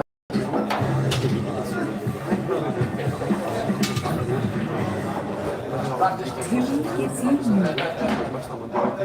More with 20 kilograms luggage as standard. More hotels right around the like sweet. More ratio to the bottom. Water parks on site. More Street. More with 24/7 support. And more extra on app, in-store and online.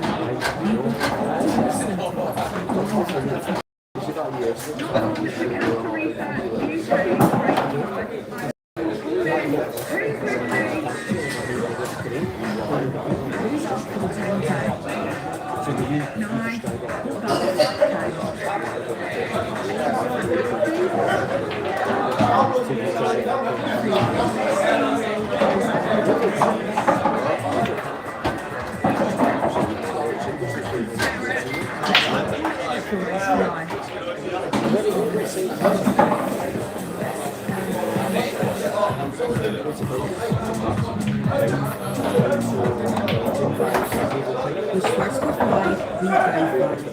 We come our way. And now the new anti-damage system now protects my hair. The result? Iconic vibrant colour. We switch it up. We own the moment.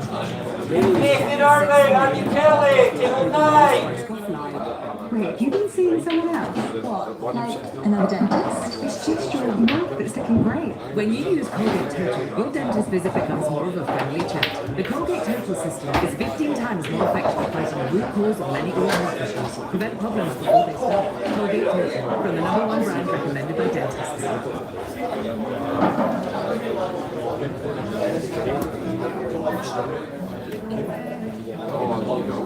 Range that lasts up to 680 miles, memories that last a lifetime. Renault Strada E-Tech self-charging 400.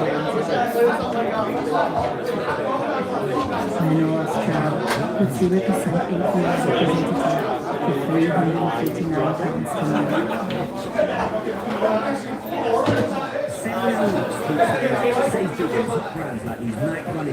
Roxbrugh Street, Swordfish Signs LTD. Plus Sports Direct. Live from London, it's Saturday night.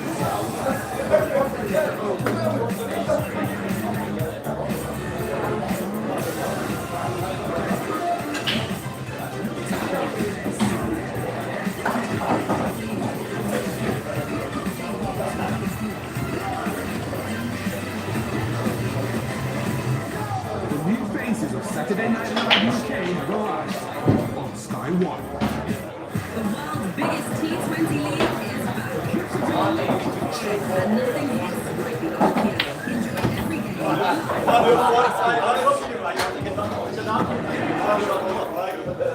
Panini, proud sponsors of the EFL.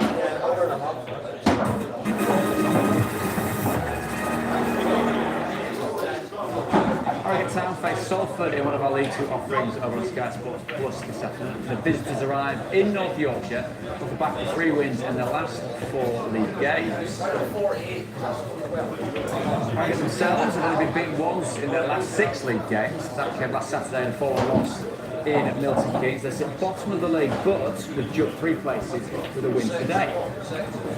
Salford sit in 6th place, I think that's clear Chesterfield in 8th. It's going to begin the day just 1 point outside of the automatic promotion places. And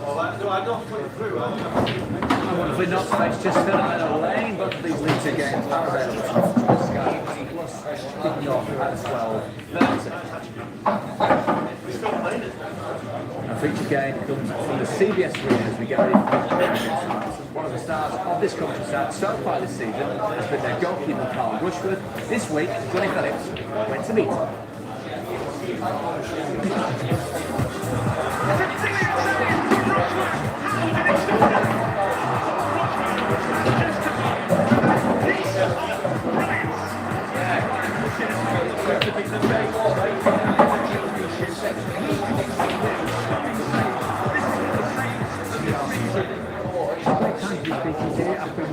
and another clean sheet as well. Why do you think it's going to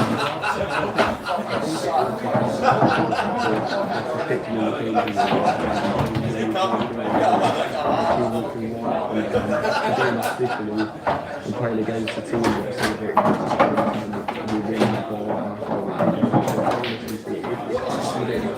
I've been on the other side of that. So to know that we can always get that one up as much as we can. What is it like working with Frank Lampard? Because obviously he's won everything there is to win in the games domestically. What are his plans? He's really good. I feel as though the man management as well with the training that him and Joe would do, and we would love to be a sponge, all the players, and especially like the midfielders like Talk, Grimes, and Frank has come in, and all the other lads that train and skills, coach, give out, whether that's in the meeting rooms and doing the analysis and on the pitch, come over to us and sit down around us and just say this is what I want to do and give all the ownership onto us, being able to know that and all the lads it kind of makes us perform more freely and makes us play the best that we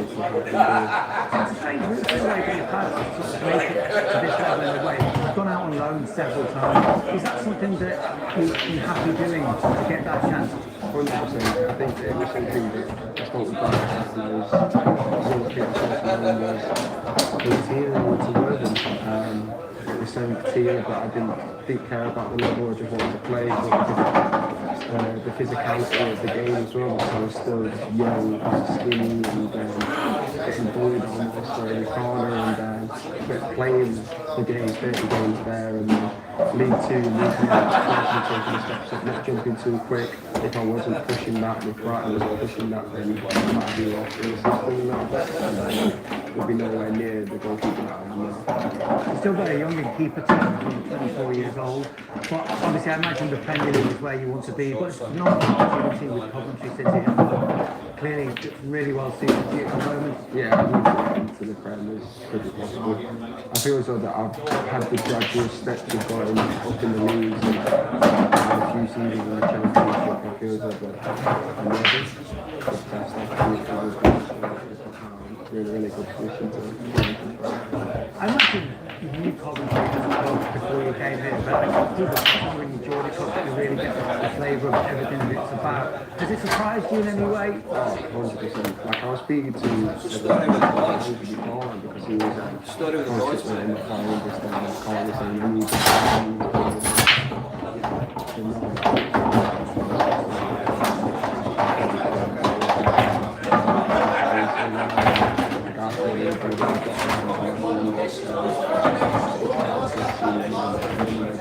Obviously, your manager played for many years for England. You're an ambitious person. Have you thought about that as maybe something to target in the future? It's always been a dream to play for England, the World Cup, and so something I strive for.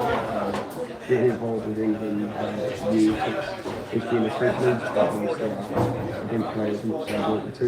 Mainly it's the Premier League and England's the cherry on the top. It's that little bit extra that I'd love to have on my season to finish my career and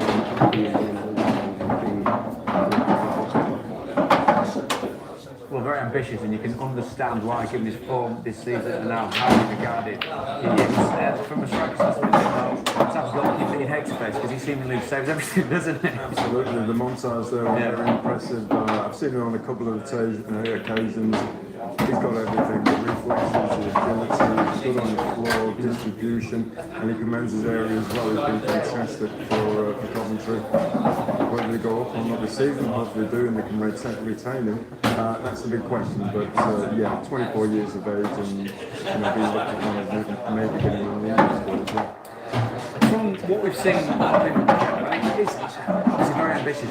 We are blessed in this current era of good goalkeepers, aren't we, at the very top level for England's side. Is it a realistic ambition, given the fact that he's had a really good season in the Championship? Is it about proving yourself in the Premier League as well, or is that a bit of an old-fashioned level?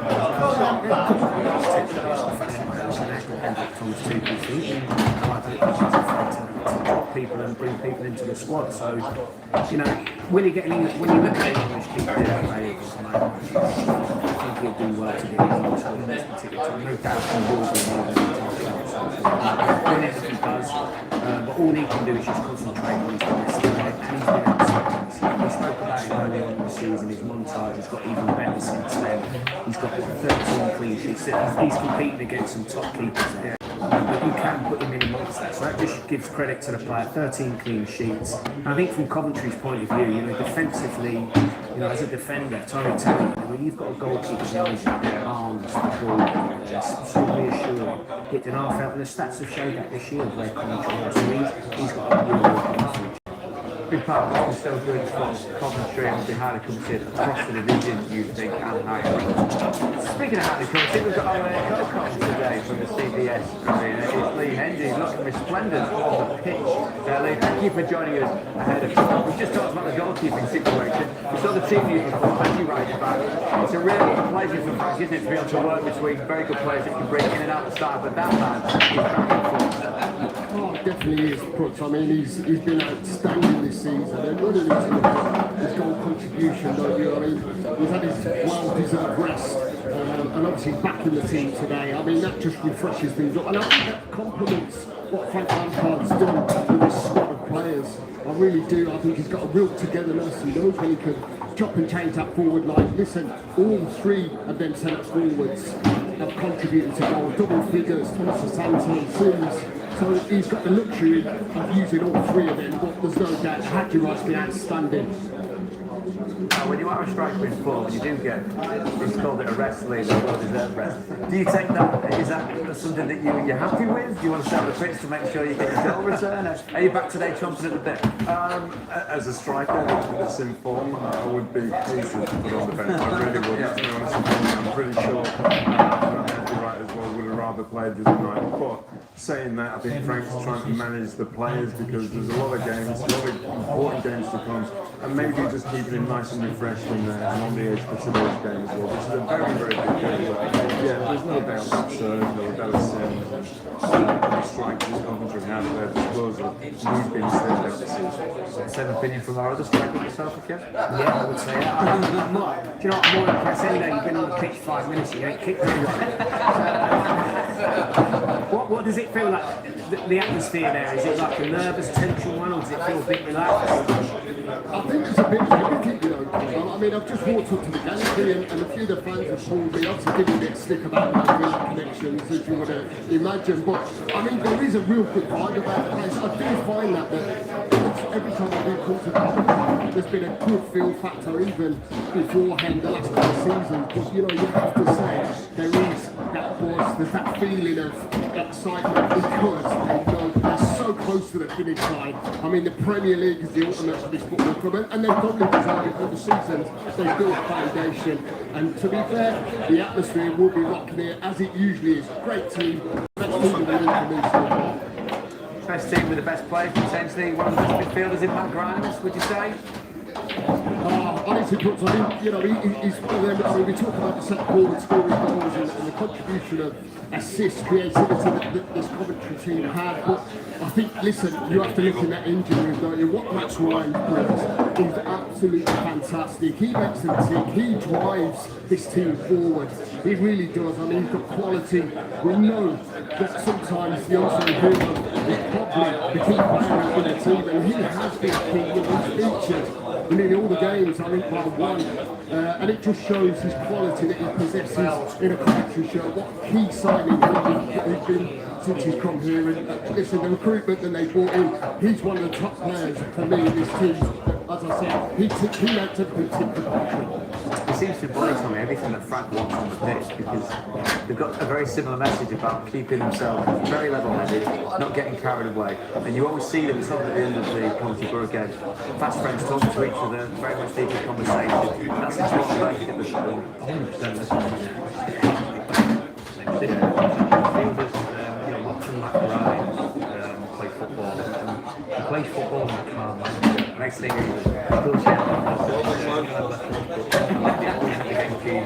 he plays in a calm manner. I think Sorry, bring my got on now. working now? Brilliant player. That rhymes on midfield pairing for Quarry City again.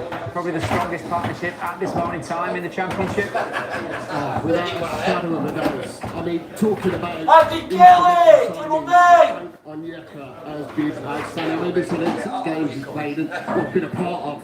And, you know, when you talk about having combinations in midfield, I think this pairing could potentially be, you know, the best. I really do, and I think taking that maybe into next season with the potential of leading the Premier League. He's 28 years of age, he's got lots of experience.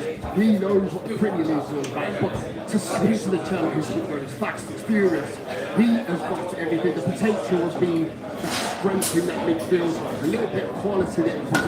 And again, recruitment-wise, you can't afford they put players into giving that added extra bit going into the finale of the season where, as I said, that finish line is so close.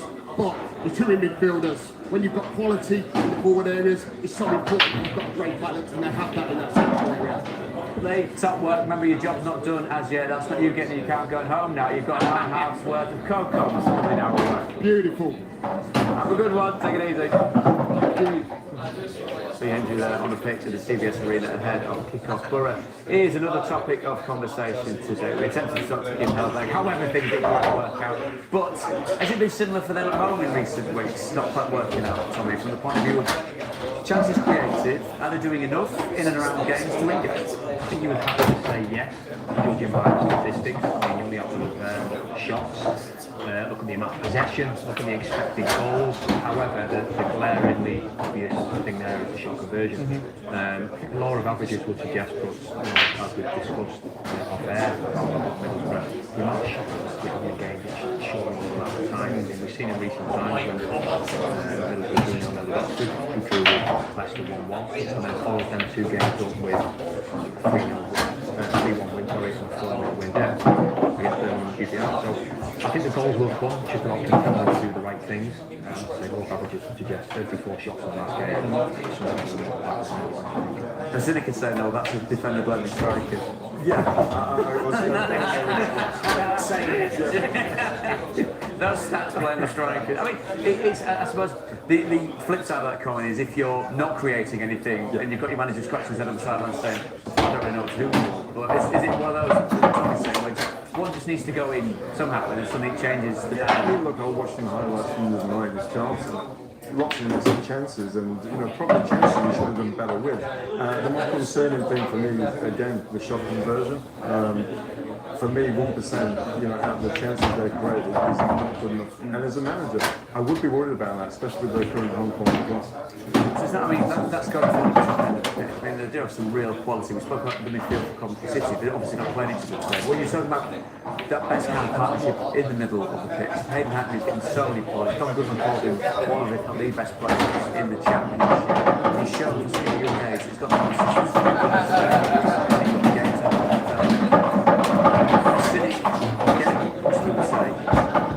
regardless of whether we're possibly playing the Premier League itself, definitely he's got the quality to play in the Premier League. But you're run out of you know, he's got a bit of everything. You know, what I like about him is Hiddleston, Andy McKinnock's given 14. Pass it, he's safe, he's first thought every time he gets that ball to play forward. You know, he can break up play, very attack, very good pass. He gets into great position there, his first thought is going to turn and play forward.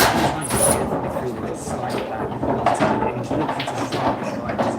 He's a very positive player, and again, he's not standing still, he's on the move, he's looking to receive the ball in the half turn so he can play forward, and you know, he chips in the goals as well, so he's an all-round player. You know, if Middlesbrough don't go up, I think they can very well do that. One thing that's really impressed me about Hayden this year, is when you just look at this here, this flip of him at QPR, the one thing he's really taken the game to another level is the way he carries the ball forward. I think in this day and age, as Kev just said there, a lot of midfielders are quite happy to just play the simple pass. One thing Hayden has done is push the game to the next level by being able to do the passing. As we can see here on the graphic, he's completing passes high up the pitch, but the way he takes the ball,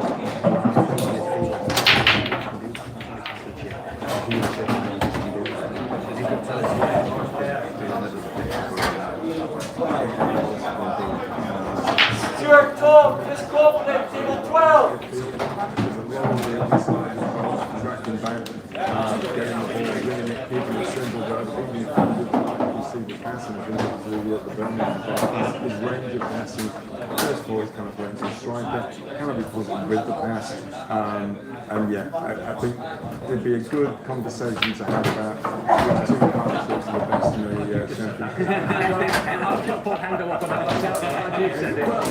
When you look at that, we are blessed with four fantastic midfield players there, and it'd be hard to separate the two.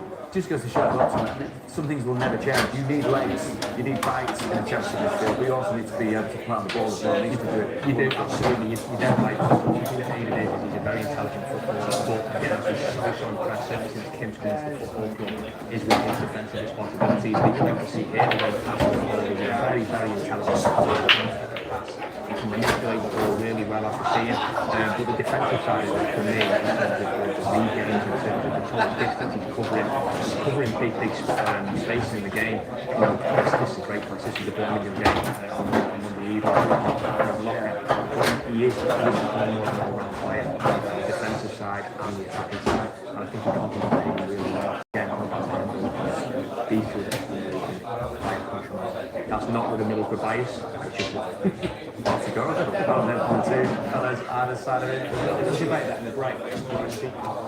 The game is going to see at 12:30 on Sky Sports. So much drama all the seasons. We head towards the Rugby game to both ends of the table across the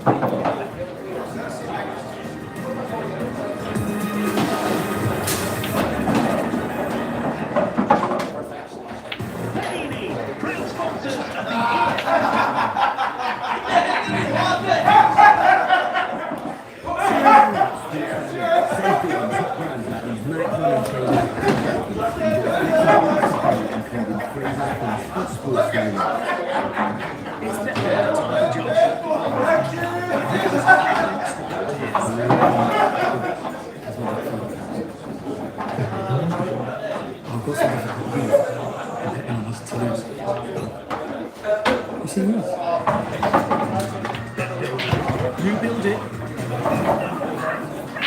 We give you a free bet every week. That's satisfaction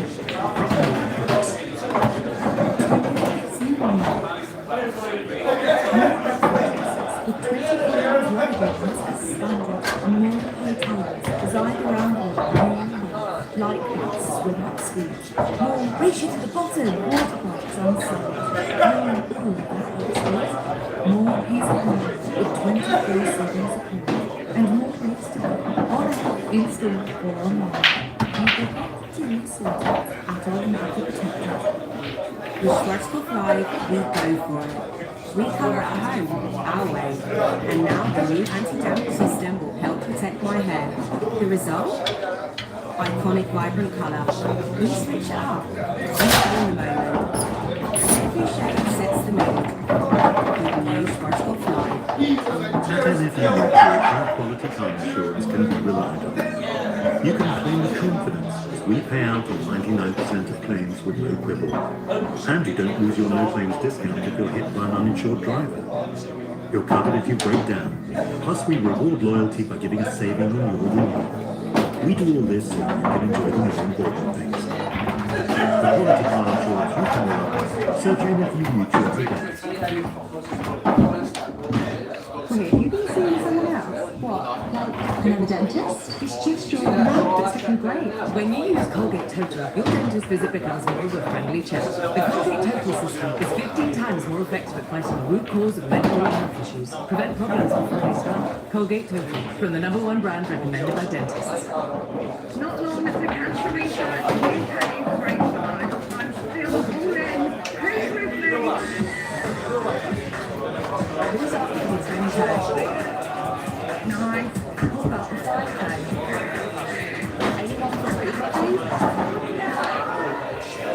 Everyone, besties, bakers, opera dancers.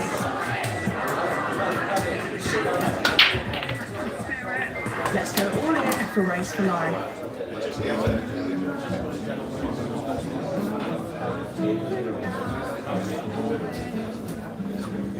Range that lasts up to 680 miles, memories that last a lifetime. Renault Austral E-Tech self-charging Jim Gilmore is Holland, table 17. Renault Austral with 0% APR representative for £349 per month. Need anything from Tesco? The biggest free from range of any supermarket owned brand. I think it will help. Just follow the number and press ring. I'm all game on this. You're really sorry you put the car for me. It's going to get lynched.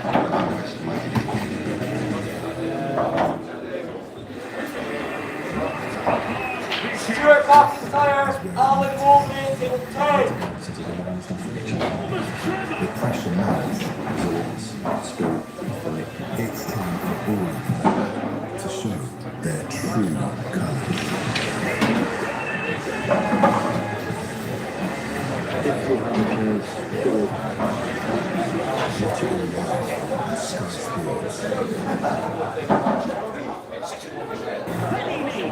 Sponsors of the EFL.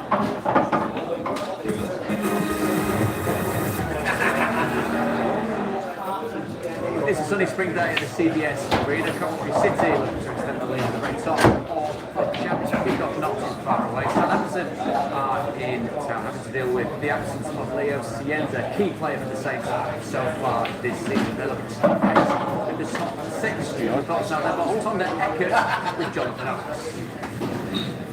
Tonda, this unbeaten run you're on is really impressive, but how big a challenge do you face today against the league leaders?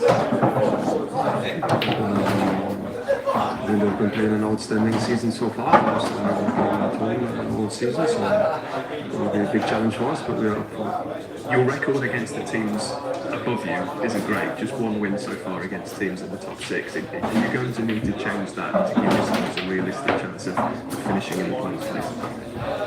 To win in football, there's just crunch time now. No matter who you come up against, if that's the top of the league, if that's one of the teams from the bottom, we need to win football games. The changes that you've made today, no Ross Stewart or Leo Cienza, who was both injured in midweek. What can you tell us about how they're doing?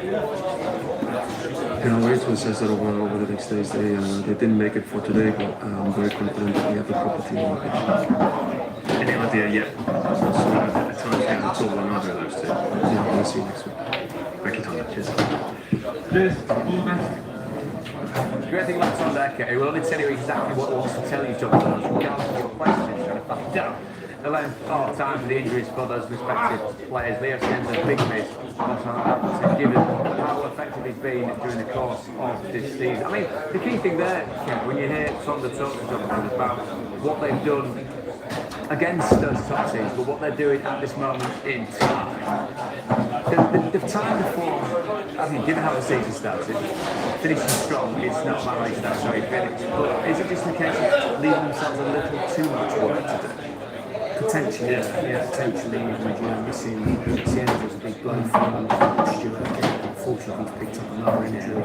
Just when it looked like just when it looked like he was getting back to full fitness, and he's a good striker.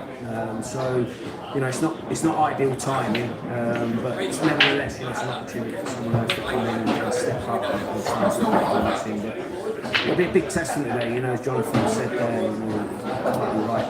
Points out that they haven't beat any of the top teams. Is that a mentality thing? Potentially, potentially. So he's pretty much saying they've got no chance there today.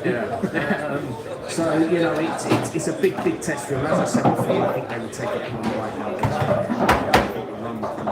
So I think they're in a really, really good position. Really good position. That'll be a huge test for them. I think psychologically, if they could get something here today, that sets them up really nicely for the rest of the season. Well, the Wrexham one was on the opening day of the season, and of course in that game as well, Wrexham had so many chances to put the game to bed. It took a very, very late goal for Southampton to win that. Is that perhaps, in a nutshell, maybe that's why they've ended up there? But in someone like Carl Larry, Kev mentioned earlier on about the departure of Armstrong and this play coming in, and instantly making an impact. There has been an impact, but has it been a consistent impact, Kev, with what he's been brought in to do? No, in my opinion, no. I was quite surprised when I read up, and I'd never heard of it. So you do your research. I think he's 30 years of age.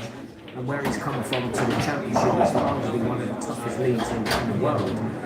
So he had to hit the ground running. You know, he's a big physical lad, so you think his attributes in that sense he'd be able to deal with the Championship.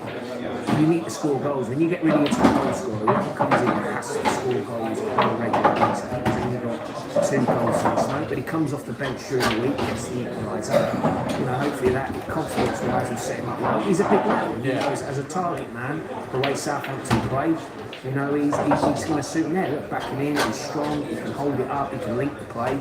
Then it's about trying to get in the box and score goals.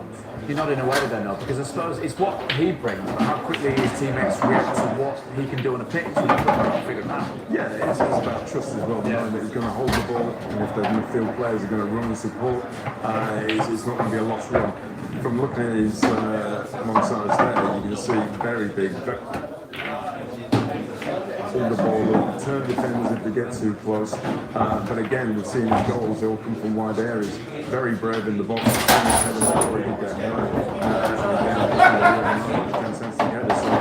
He will be a player that will come in and keep them on his command. Fantastic against the 2 players, of course. No, just spoke about a very good defence. City have got good options in defence, good options showing forward. That's why they're making Colin Davidson, Colin Davidson, because they have top of the division, looking to extend that lead away from Borough, looking to extend the lead away from third place. Kick-off, and this is coming up very shortly indeed.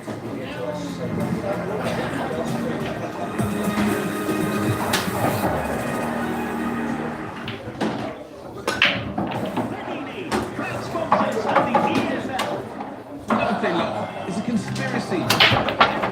It was me, and it could be you.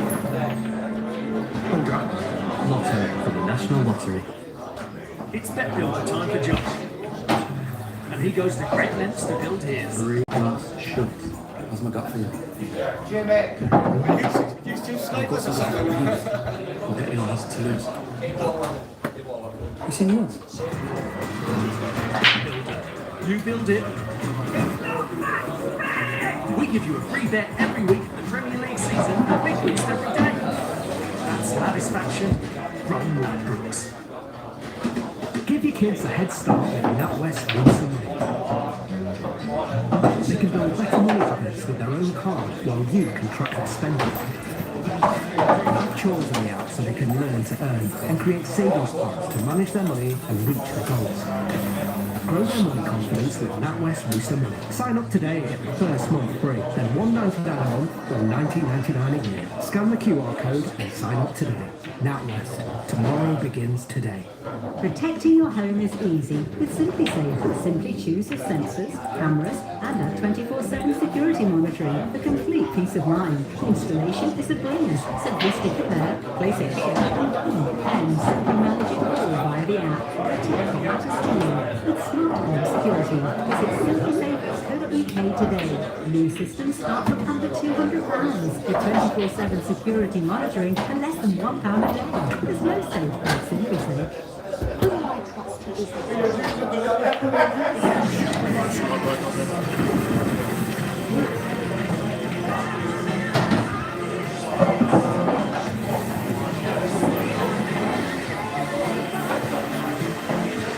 Scott Harkness, Alan Massey table 16.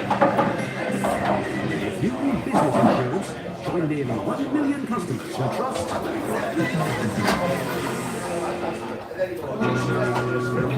Hi, this is David from Anyone. If it's a sofa, your car, or your whole home that you're looking to move, yeah, we've got a van for that. We do thousands of moves across the UK every week, so we have a team near you that can help. We've seen it all. And that's why we have so many 5-star reviews. You can run through your move on the phone now, or you can get an instant price online at anyvan.com.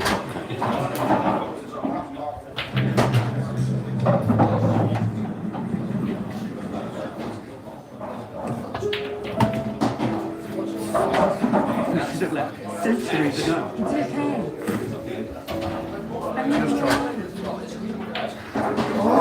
Because the AA has more expert patrols in more places than anyone else, you'll be back on the road in no time. That's why millions of drivers choose the AA. Join today. In a world full of noise and uncertainty, IG is the investment platform that backs you. Get the dubious tips from that guy down the pub. Get real-time insights, analysis and tools. No more fat cat brokers calling your games. Pay zero commission on your investments. Switch to a platform trusted by investors for over 50 years. IG, trade, invest, progress. Flathead, need a lift? EFL Collagen Investor in Paris. It's collagen peptides. Formula that's there for you for an instant on the lift. To make every day a big hair day. From flat to fierce in seconds. When my hair is lifted, someone New Alvin Collagen Lifter in Paris. You're welcome. It's tighter in race between Mercedes and Ferrari than I ever expected, so hopefully they can carry that forward to time. The Chinese Grand Prix, live on Sky Sports. That's your 60, cork 9 till 50.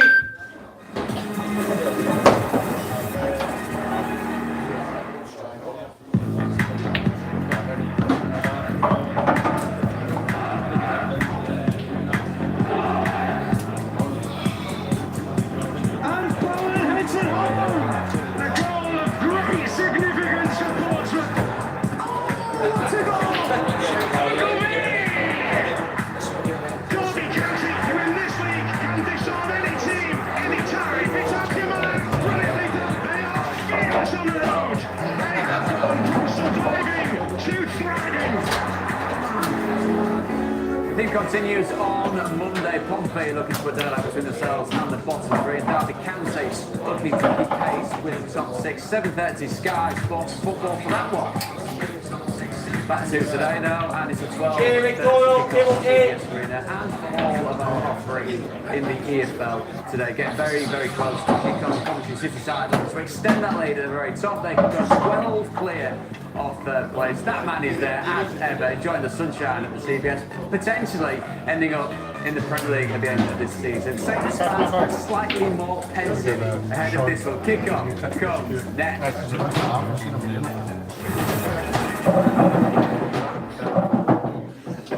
Bet365 are putting the power in your hand with the best ever. With your own unique bets on thousands of markets. And at Bet365, if any of your players get subbed off, you'll get rolls on with sub on, play on. But that's not all. Their incredible early payout come to stand. Why would you build your bet anywhere else? Download the app and see where it's never ordinary at Bet365. Very much heading towards the final throws of the campaign.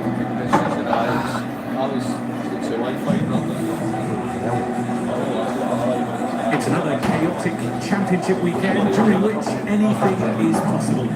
A response is required by both teams on show after frustrating and damaging defeats last time out. I'm David Stow alongside Alan Virgo in the box today for another high-stakes EFL afternoon. Yeah, high stakes now at this stage of the season, and this is a league where you can't say never, because even though teams can be on inconsistent form, you just never know what they can produce, and that will certainly be Arsenal, though Bristol City side depleted with injuries, especially defensively. And for Middlesbrough, it's how you bounce back from a bad result. The same game as well, maybe Southampton against Coventry. If you lose that, Middlesbrough extend it's down to 5. So I think it's just a fine margin down the championship at this stage of the season, but they need a performance, and they need to show more quality in front of goal. So much after the final weeks of the season. The character as much as quality. Not just about turning up and playing football, but about being strong in the lead up to games, physically and mentally as well. These two sides are set and ready, just waiting for the pre-match pitch formalities to finish. Arsenal with a reward check before they head out. For referee Stephen Martin as well, as you can see there, is taking on some refreshment.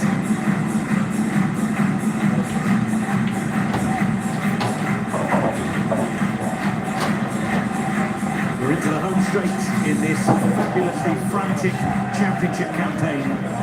There is still so much to settle. Not least an automatic promotion equation that is far from being solved. Middlesbrough's midweek damaging defeat needs to be put in the rearview mirror swiftly. While Bristol City's fading playoff potential needs a spark and some big results between now and the season's end.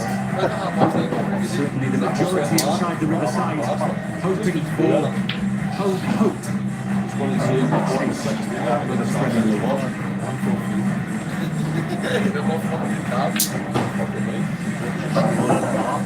And as the teams meet each other, let's meet the teams. A couple of alterations from the disappointment against Charlton here a few days ago.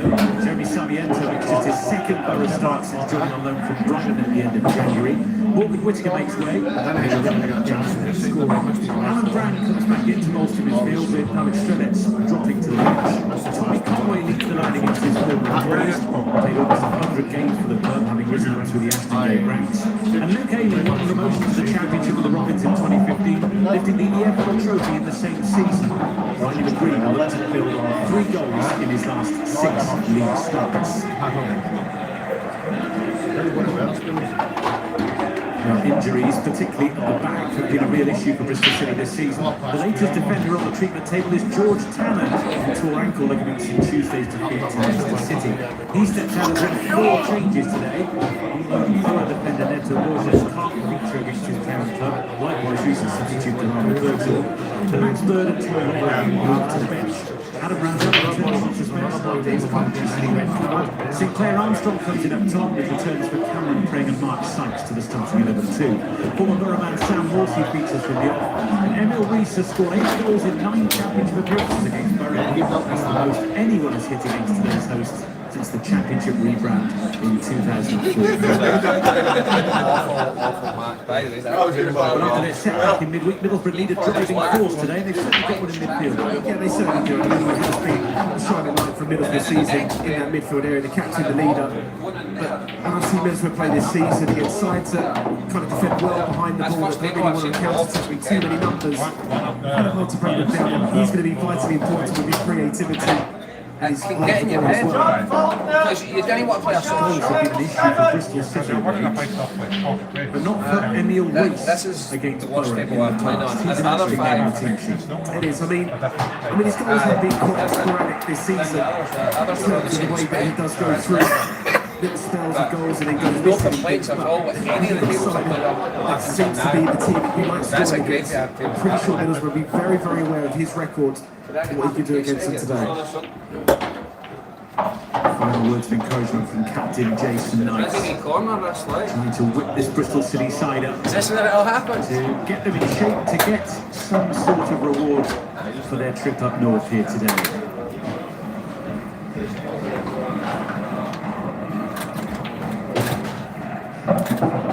Kim Helberg has spoken passionately this week about the need for his side to take the game to opponents and for fans to keep the belief right until the end of this campaign.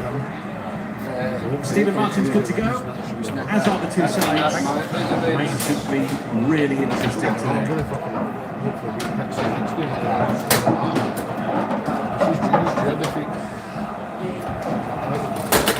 Middlesbrough will start us. Riley McGree waiting to do the honours. Bristol City provided Kim Helberg with his first real setback as Borough boss in December's reverse fixture, inflicting a first defeat on the Swede, but he felt his Borough side fought well in that game down south, despite the result. Let's see how this battle unfolds up north, with the countdown to the end of the campaign well and truly on.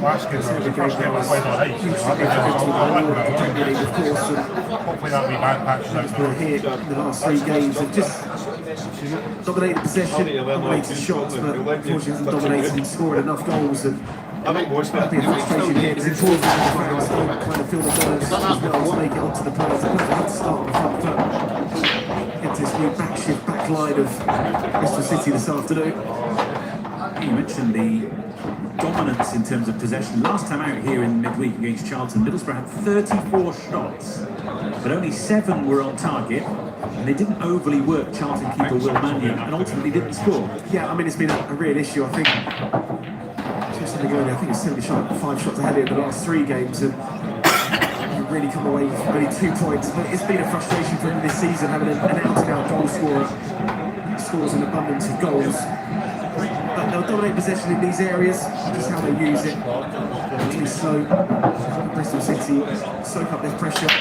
2 out balls in recency, clear down the middle, so Armstrong, sorry, so it'd be important for them to use those. I agree. Picking up the early scraps here, trying to fire it in for someone else in the points. It's interesting, the team selection today, when you talk of goals, that top scorer Morgan Whittaker is on the bench, so certainly someone who will want to have an impact when he comes on and is more than capable of doing so. No one else in the Middlesbrough squad this season is into double figures for goals.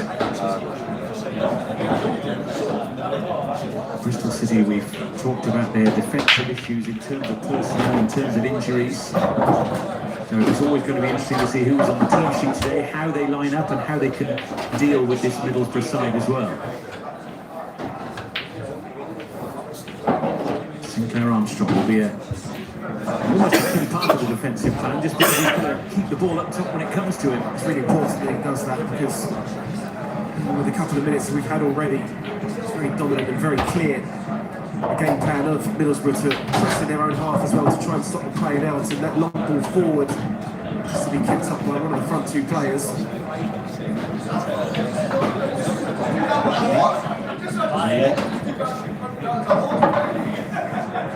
Aidan Morris, finding that target. Had a wonderful game, of course, recently against Birmingham City, scoring twice. Sarmiento. Target for support, also Morris there to help out. He was pinging that towards Ferrari and McLaren. Target again, back to Morris. This time to Wilson Malanda. And again today with no Dale Fry on the Middlesbrough squad. He was left out in midweek as a precaution. What's happening? McGree looked up and weighed up his options, decided to find Sarmiento. Left it a little short for Hackney.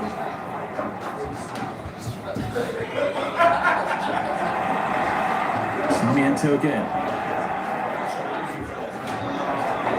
Squad to trick his way past 2, including Sykes, who was sticking tightly to him. I could believe that Jamie Sarmiento, the manager, was talking about his energy levels, that he was being to bring to those wide areas.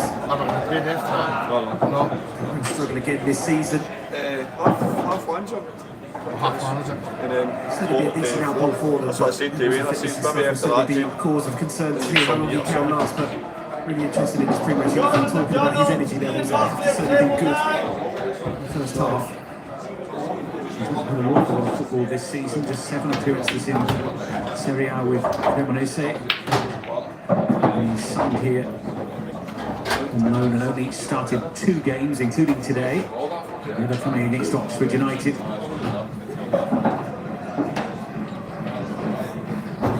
Armstrong taking it back. Every minute of the last 5 games was brought in with the idea of sort of bedding into the Bristol City defence, but they just run out of bodies really at the back there and become a mainstay very quickly. Set up now.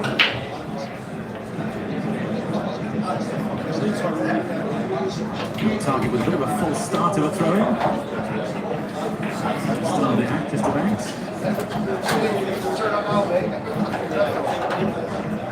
By Britain. Really sticking up top for any of the centre forwards on the field at the moment. Target for Conway, just trying to lend it to McGree. Backed away by Sam Morsey, formerly of Middlesbrough. 36 appearances in the 2020-21 season.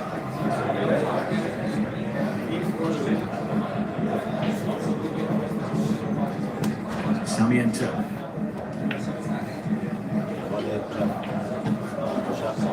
McGree. Middlesbrough happy to have the ball here. Bristol City almost happy to let them as well. Just containing the threat. Yeah, I mean, they're really happy to defend in their numbers, Bristol City, and just allow Middlesbrough the ball 25, 30 yards from goal, even when there's plenty an area you can maybe start to go and press. Very flat back five. They are very happy for Middlesbrough, but at the moment they just cannot get out of their own half. He's looking to relieve the pressure on that makeshift back line a little. Towards Armstrong, collected here by Hackney, who was caught by Rees, and then Hackney brought down Scott Twine, who perhaps felt that Emil Rees was going to scamper away. I think he was looking for the advantage. It certainly was just a heavy touch there from Hackney.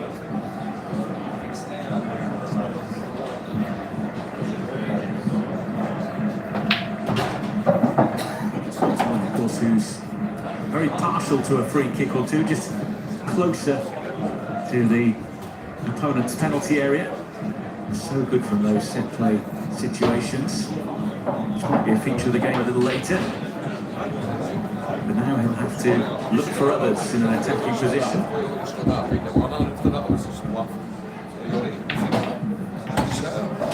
By Twine and collected all too easily by Sobrin. Which probably sums up their start so far. It's a really poor ball into the box when he knows set play is going to be a really important feature. Picking that one up, I think it was destined for Ryan McGree, but Roxbrugh reworked it well. Hackney on the overlap, looking for Sarmiento and Conway. He was such a danger up top for Bristol City before switching up to the northeast, nearly finding the net against his former side. This is going to be the start. Many chances being created, but many chances being missed. There's Twine, the last player there.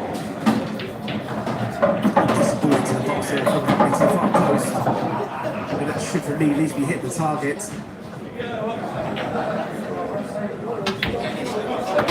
Sometimes in those situations, I guess you're trying to find your way past the defenders, and in that situation, past a colleague as well to get to the ball. And certainly that's a presentable opportunity for any championship striker. 92 games for Bristol City, 25 goals. As a young player there, was loaned out to Yate Town and to Bath City as well. Now very much coming up against his boyhood club, Gerhard Struber. In charge, he was unhappy, very unhappy about the concession of goals on Tuesday. Said soft is the best description of us at the moment. We're not direct enough, we're not aggressive enough, we're not hungry enough to bounce back. I can only describe us as nice guys on the field with no punch.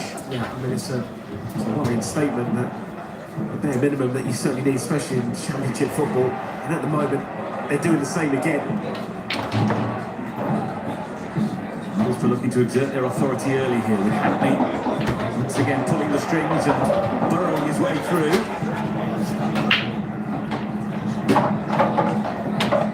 City with enough at the back to clear. Feels a little panic though back there at the moment.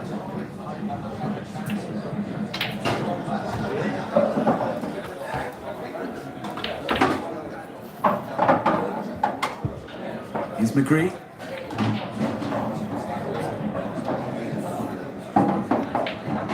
Sarmiento. Trying to find a way past Noah Ayla. Managed to keep him relatively quiet. With a little bit of help.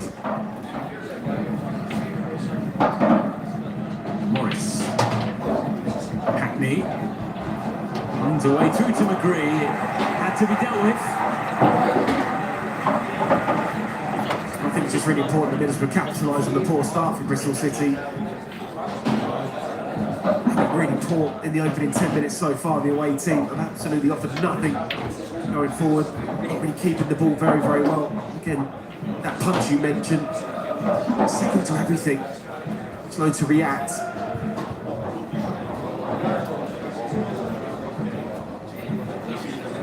His target, plenty to look for in the middle, but Adler was favourite to win that in the air. Morris helping it on. Brown gives it back. It's there for someone to hit. It's Britain who obliges. Bristol City had bodies in the way.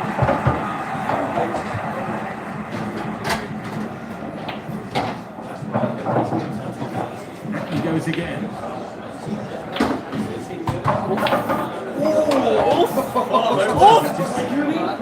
To sit in, to cling on a bit at the moment. Yeah, I mean, I really just can't believe they start.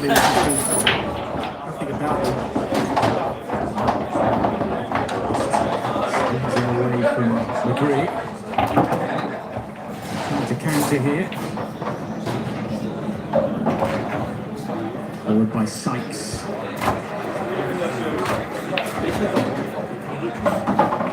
Middlesbrough looking to buck the trend against Bristol City today, having lost their last 5 league games against the Robins.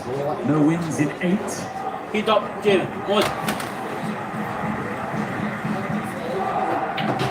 Alan Brown getting forward whenever he can for Kilmacolm. He says his side are in a happy place, even after losing in midweek.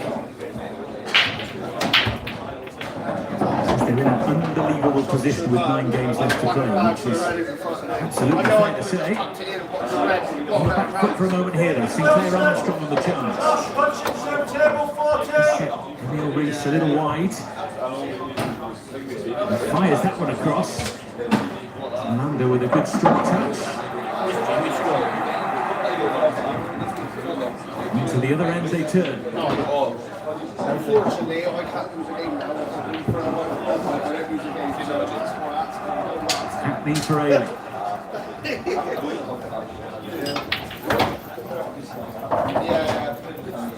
Nice to the captain again.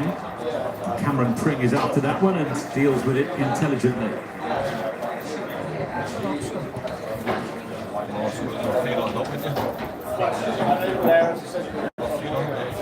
That kind of cool head will be vitally important, you would think, based on the start. Yeah, I mean, they just need to slow the game down a little bit. Bristol City. Just get a feeling of how the game could possibly go. And you kind of have these little moments where you think, actually, we've kept the ball well. So now ball for a counter-attack. Just at the moment, can't see anything from them to only cause Middlesbrough too many issues. So concentration from the home side is going to be really important.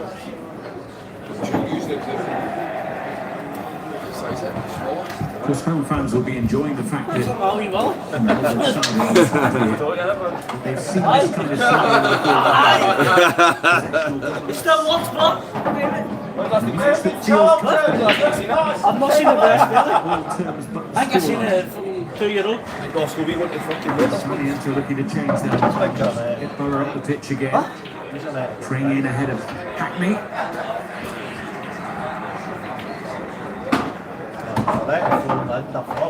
Get a like, subscribe and share, folks. I'm nearly at 500 subscribers, please, if you can.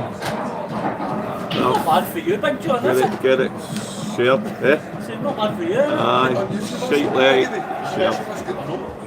I know. I see they get 500. He's not nice to be certain more things, quicker things.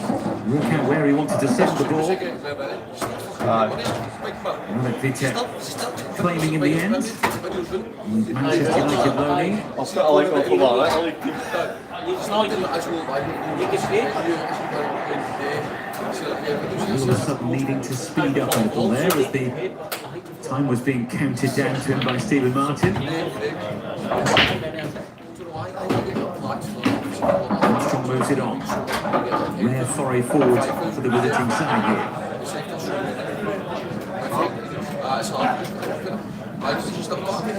Sykes. Slide it through for Emil Rees. It's back with Randall. Forward by Pring. Boy, they've asked a few questions, but Bristol City colours really alive to it. Yeah, I mean, it's the first time really that they've had decent possession in Middlesbrough's half. Managed to set up a catalogue of passes to try and create something, a bit of space to get those crosses into the box for the 2 players they've got playing down the middle. Conway here, looking to tuck in behind the Bristol City defence. No real tangible Middlesbrough product.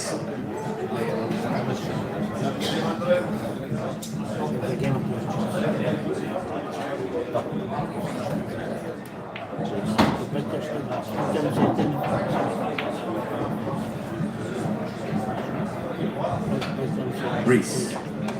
Sykes and back again. Only has Armstrong ahead of him for now. Emil Reese. Plenty behind the cross. To be rescued by Twine.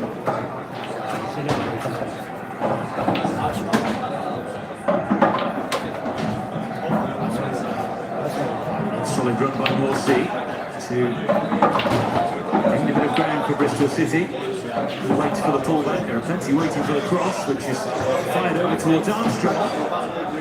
Muted appeals for hands in the penalty area. Only really from Emil Reese. Dell's ball for Morsey. Yeah, much better from Bristol City in these areas now. Good players in those midfield areas, certainly they can control the game when they do get the ball. Just looking for them to sit back a little bit, not really offer any press so far. Armstrong can't kill it to keep it.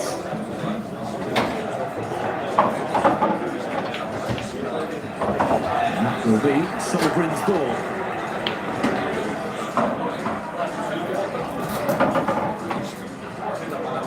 We'll be pleased with the last few minutes there, although previous visits here haven't been fruitful. I think you'll be thinking that after the first 10 minutes because he didn't start the game well at all.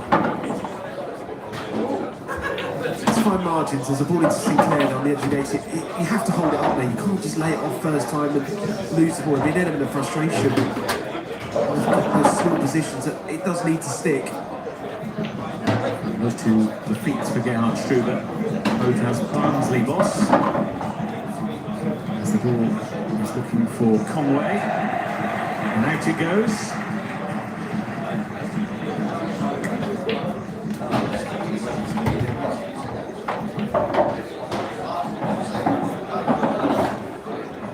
And he's doing a rush here to try and gain the upper hand. Sarmiento. Hackney. And the ball in from Morris. Well, it seemed destined for Ayling and then destined for the net, but it wasn't to be. It's a brilliant run in there from Luke Ayling. He's just made that run into the far post. Reese is the player that just gets caught square. Maybe the ball watching. Just about get away with that one, Bristol City. Brilliant ball into the box there. A real purpose. Luke Ayling just gambled a little bit quicker to get across his man. Well, as well, Dilson Malanda was furious with himself that he didn't properly get any contact from the header before the ball made its way through to him. Already seen the workout opening for Tommy Conway. Chances are starting to come, but go without rewards for Middlesbrough.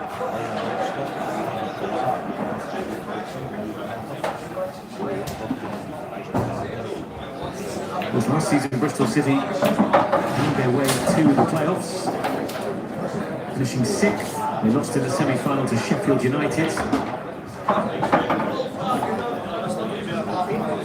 Looking to build on last season under the Manning. This time round, it up to now hasn't quite worked out, but they're still in the mix. Going to put pressure on Borough here. Onside standing strong.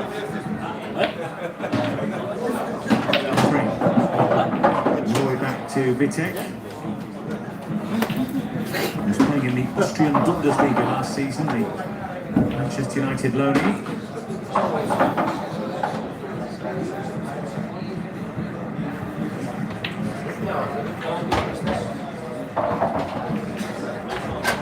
20 minutes in. We've got a pattern to the game, haven't we? But as yet, no breakthrough from either side. St Mary Middlesbrough at home at the moment.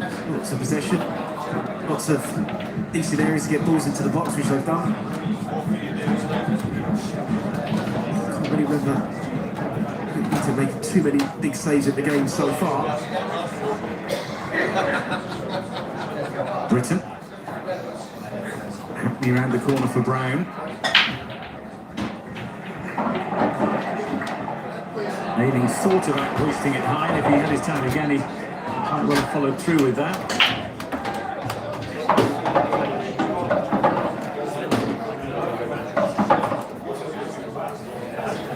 Very little for Sinclair Armstrong to feed off in terms of pace.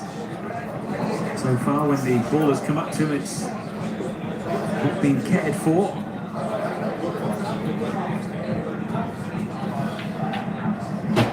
Ball from Morris, but not to where Tommy Conway wanted it. That's why the talk thinking they just don't start trying to force the ball forwards. Early groans now from the home fans.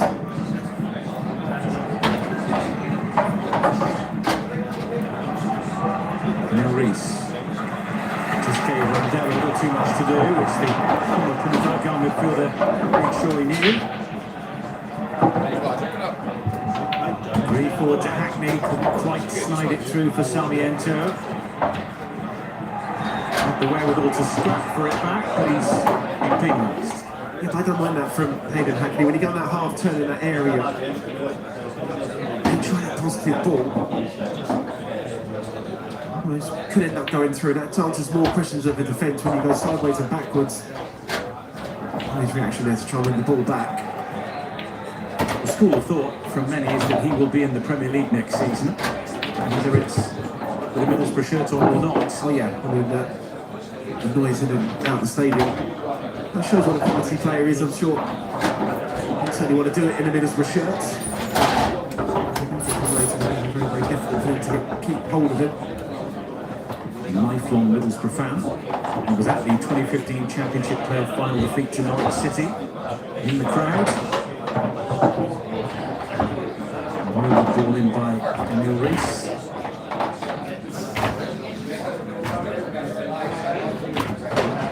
12 goals in 50 appearances for Preston last season, their top goal scorer in the Championship.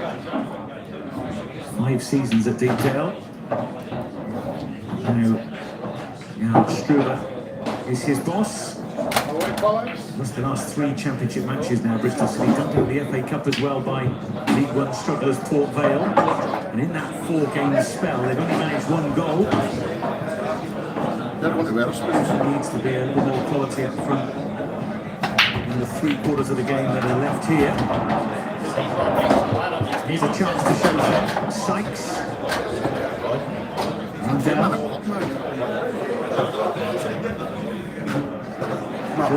tried to go through it and is taken down by Morris.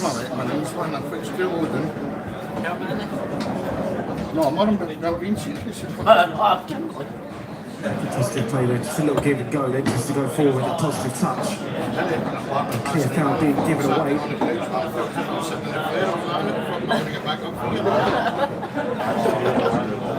It would have been discussed, I'm sure, in Middlesbrough circles in the last few days. Don't give too many set plays away just outside the box. Bristol City have someone who's very good at scoring from them or setting people up from them. I need on all fucking tools. Three is in the ball. I don't know how I lost. You may expect a shot as well. Very difficult angle though to take that direction towards goal, but he's not taking any chances. Much for others here, Twine, and Brown was calm and cool and just about turned it away. Yeah, that's straight ball to the far post area. Again, just Bristol City, just a little bit flat-footed. She in the league, I'm in one shape. See, I'm happy with the way I'm playing. I'm doing well. I need to keep it going. And I can't get that over the And taking the free kick, Scott Twine will now take the corner. What about the short one to Sykes? The shot goes a little longer and straight into the gloves of Sol Green. I'm trying. And did his best.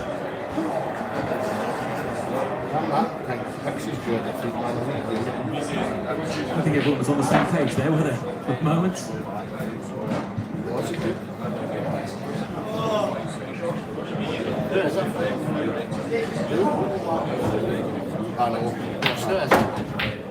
Looking back against the fourth official, just calling for calm and giving Cameron Pring the ball to get us going again.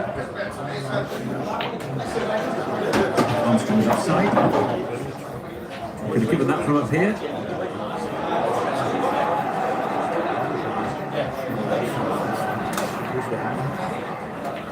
Vitek off limits here. He'll scurry back quite quickly after that, you'd think.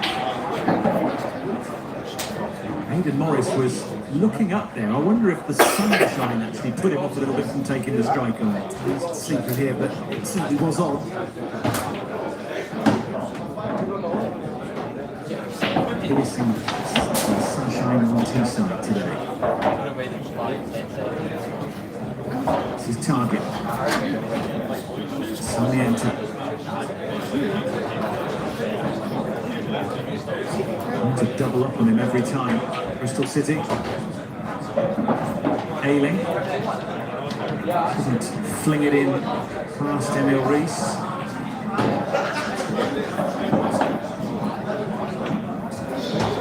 He enjoyed his Bristol City days before he joined Leeds United and of course went on to play 300 games for Leeds. Yeah, a brilliant career as a young lad coming through at Road, came on loan from Arsenal. Yeah, good attitudes, good application, and nice to see him do well in the game.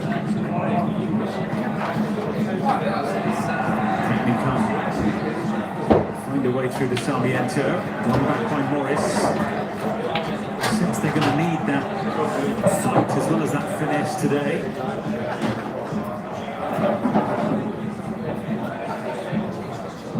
Hackney, was he caught? The verdict is yes. No game leading Grand Stirling table 9.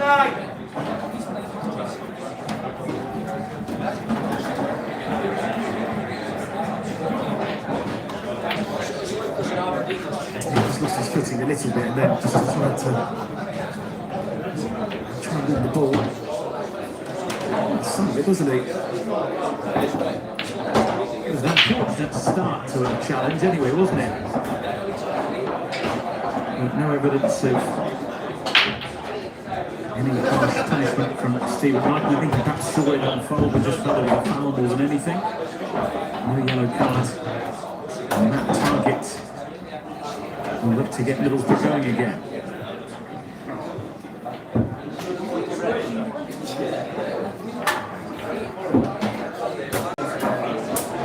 Into the look for in red, for sure. Away by Pring. I think they might use the right foot there on that side, just to try underneath the crossbar. Here's Britton. Hackney.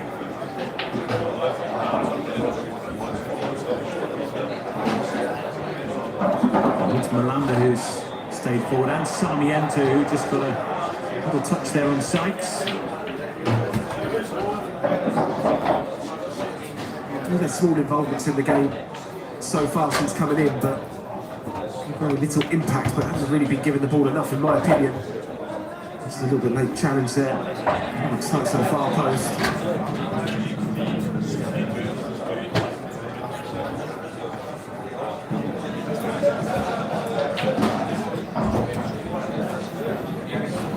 The first 30 minutes that's shown potential for goals, but none as yet.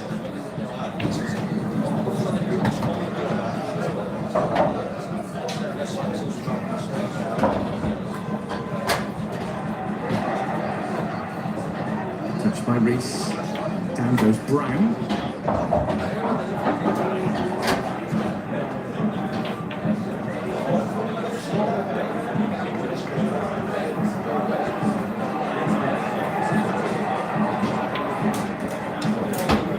Here's Target.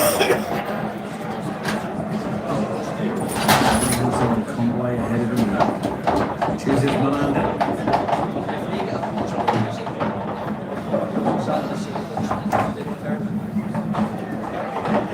Sarmiento. Touchdown by Ayla.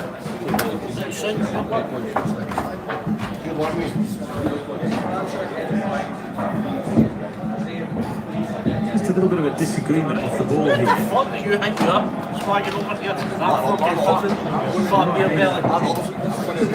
And words for Tommy Conway, which is why Stephen Martin's trying to calm him down.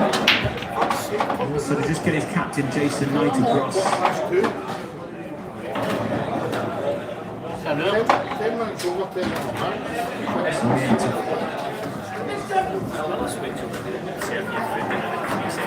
Hackney, bit of room here for it.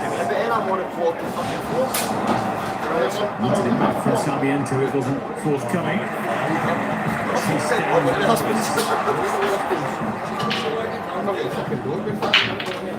Swung into the middle, the deflection made it interesting for Vitek.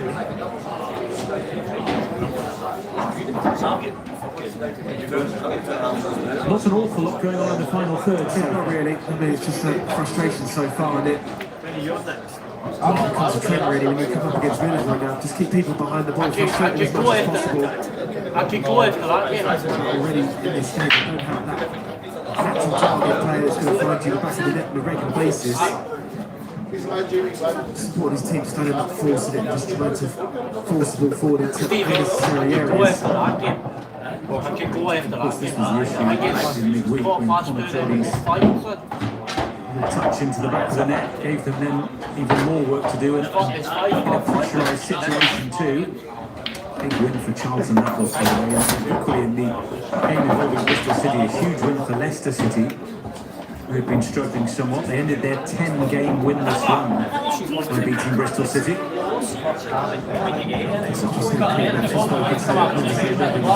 Because teams can be on bad runs, as we've seen with Leicester. And a vital win just keeps them within breathing distance. Sinclair Armstrong able to find those who are rushing. A couple of little scuffles off the ball as Middlesbrough develop things with Hackney and McGree. Back for Brown.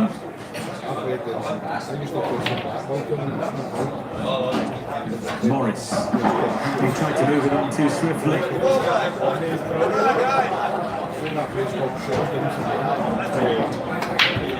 Another nearly not quite moment.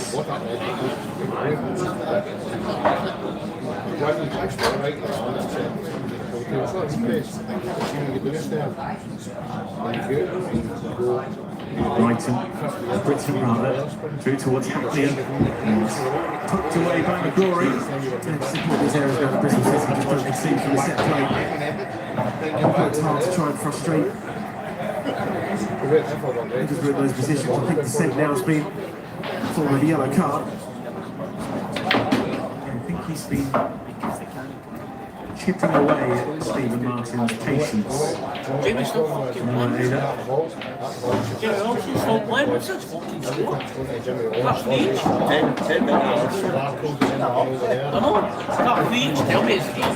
Please tell me it's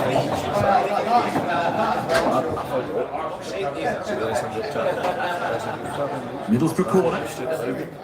There's a fair few jostling for position in the middle, ailing one of them as far as Morris, told to shoot. Down in the way.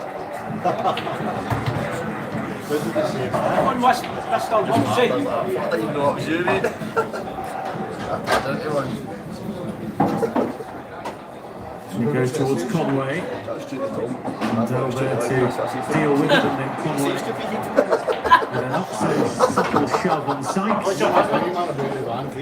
Of course, Bristol City have been in those first, say, 10-15 minutes. The game plan is working. Frustrate Middlesbrough as much as possible, try and offer something on the turnover and counter-attack, which haven't really done too often, but quality within the final third of Middlesbrough has been very disappointing. To be given good areas to put decent balls into the box, but the decent balls being put in there that with anyone going to challenge.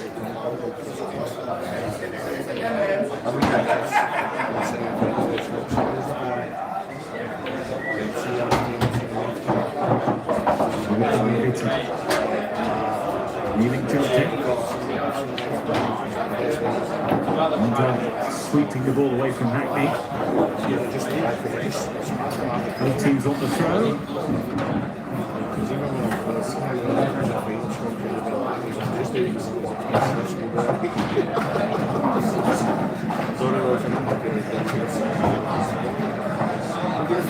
He's pleased. Going through what Bristol City have kept. So far, talking after the Leicester game, saying how angry he was about how they played in the first half, how cheap the goals were against them. And in the second half, they had another penalty all season and they had one, they didn't make the most of it. It was disappointment, frustration and a bit of rage mixed in. I think frustration with everything really for him. And through the Champs maybe showing.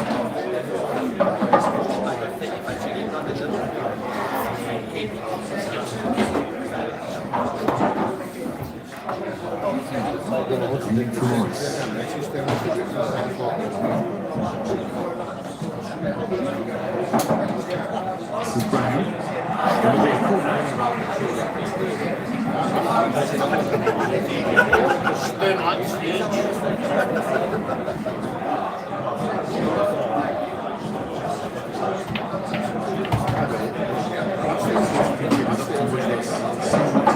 So much entertainment. Some games currently going on and no goals in any of them, which adds to the tension if nothing else. Coventry against Southampton, Oxford United against Charlton. The other matches. Oh, that's swung in dangerously. Witek wasn't quite sure where it was going. So whether he put it on the post put it onto him, or no, they survived. They're very lucky.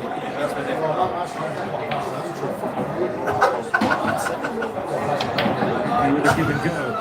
And on he goes, and once again Witek had to settle it away. Seems to have picked up an injury from that corner.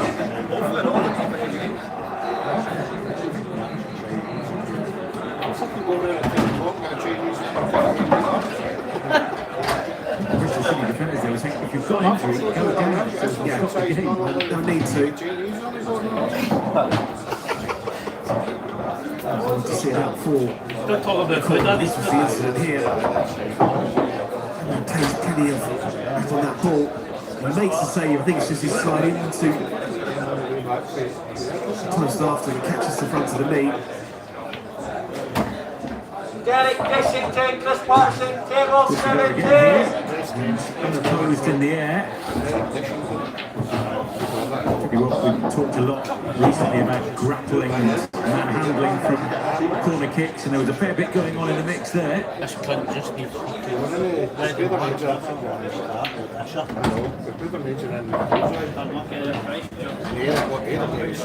Claire Armstrong towards the final 5 minutes of the home. You woke up now? No, not yet. Oh, Mr. Wilson! 4-2 for that, big fucking... Go on, Mr. Living Room! Yeah, big. Right. Hackney and Conway and McGree. I'd have thought about it as it bounced up in front of him. Yeah, fucking big. What's up? Straight behind for a goal kick. Spanish crossing in the end.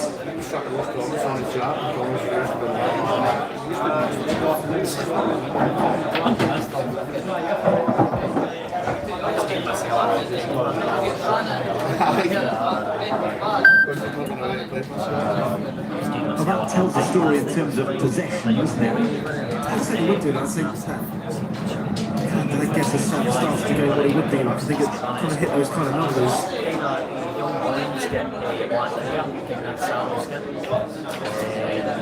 Territorial dominance for the home side. Very much even Stevens on the score sheet itself.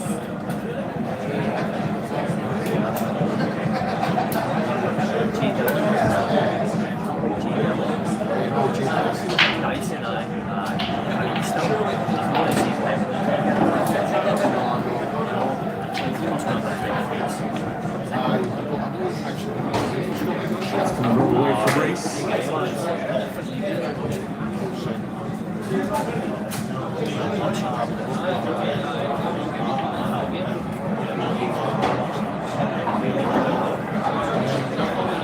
After it,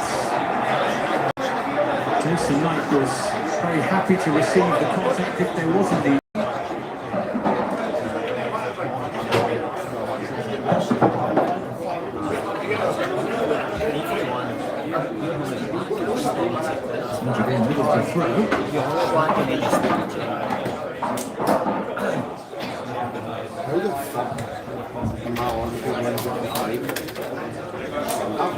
I've won 16 frames. I won 16 frames. I lost 14.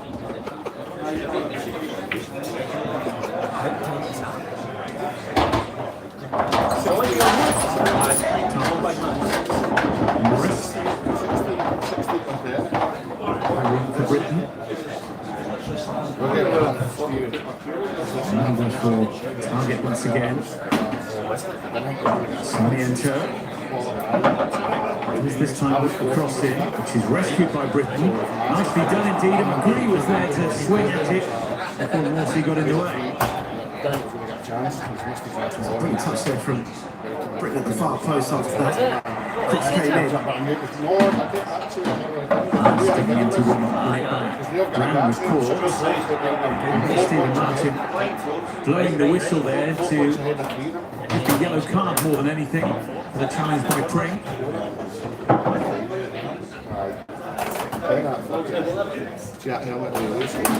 Just a little bit late there, but there was an advantage that the ball got played out to Luke Haynes. The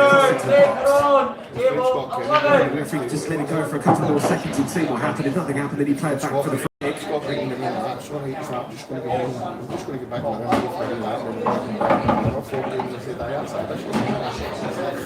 Just noting two of Bristol City's defenders on yellow card. Last thing they'd need is another suspension with the numbers struggling at the back as they are.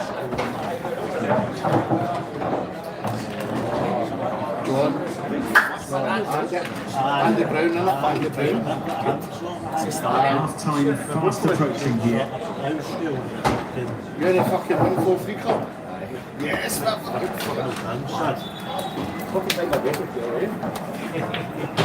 Target takes the low road.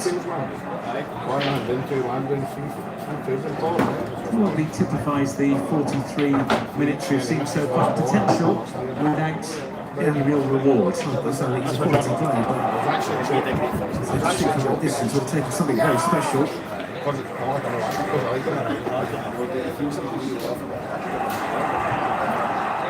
Brown moves it on. Scully underneath, table 15. If I'd been playing somebody other than Paul. Sarmiento. Just forgot to take it with him. Second time. What I like about that is the first time he's taken initiative to come off the left side and go into a more central position. Just think what Middlesbrough kind of tried to build up in the first half, which has been quite predictable.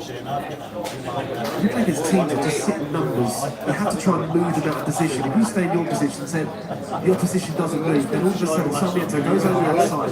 It then poses a problem to, well, it's a Pring. Do I go in and don't I go with him? And if he goes with him, that's where space can be created. Another frustrating first half from his team so far.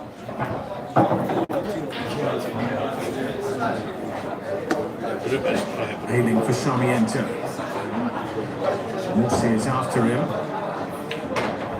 Once again for the Brian Loney. He's got time back to help out defensively. And the corner flag might have helped Middlesbrough out here. Hackney. McGree. Have to find a way past Morsey. Sarmiento. Aye, Jimmy boy. They take McCrory.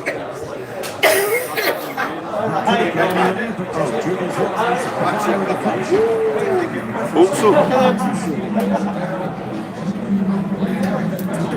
So this first half of Middlesbrough. Oh yeah. Right, man. It's just Into the one added minutes. This will be the final say in the first half. Later on, when you know you're through.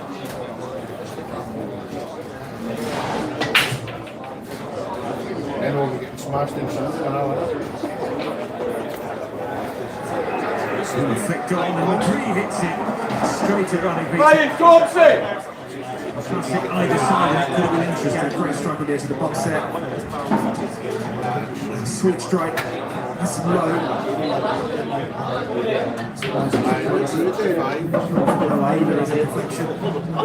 That is half time. The first half will hopefully prove to be the hors d'oeuvre for the second half main course. There's been a lot of hard work, a lot of potential, but not a lot of end product. One side certainly dominating the ball and gaining a lot of territory, but without reward at the break. It's Middlesbrough 0, Bristol City 0.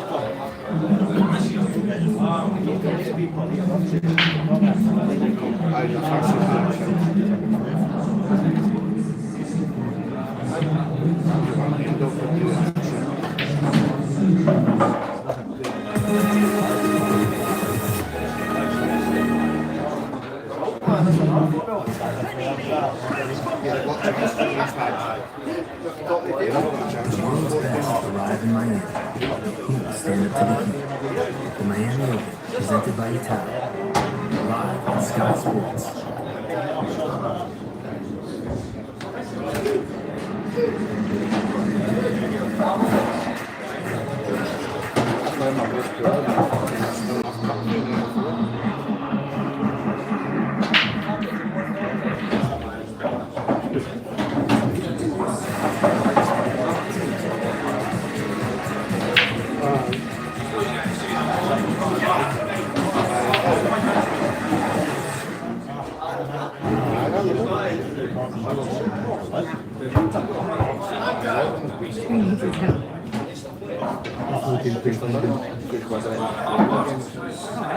I'll get both match. I'll get much check.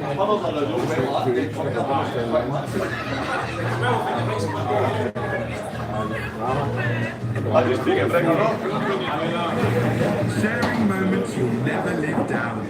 On the train, you can.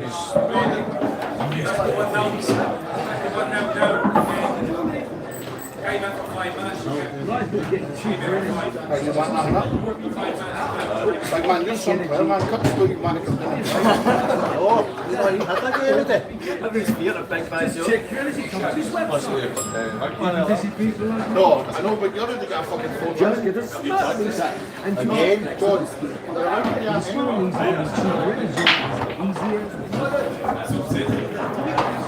With the UK's best breakdown service, come show the Motown. That's why millions of drivers choose the area today. At NFU Mutual, our quality car insurance can be relied on. You can claim with confidence. We pay out on 99% of claims with no quibble. And you don't lose your no claims discount if you're hit by an uninsured driver. You're covered if you break down. Plus we reward loyalty by giving saving you your renewal. You can enjoy the more important things. For quality car insurance you can rely on, search NFU Mutual today.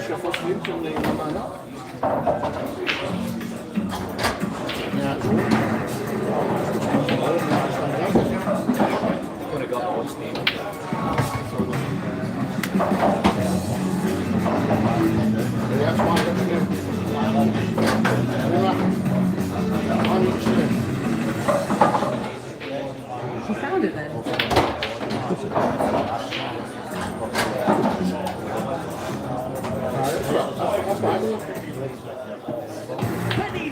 Proud sponsors of the EFL.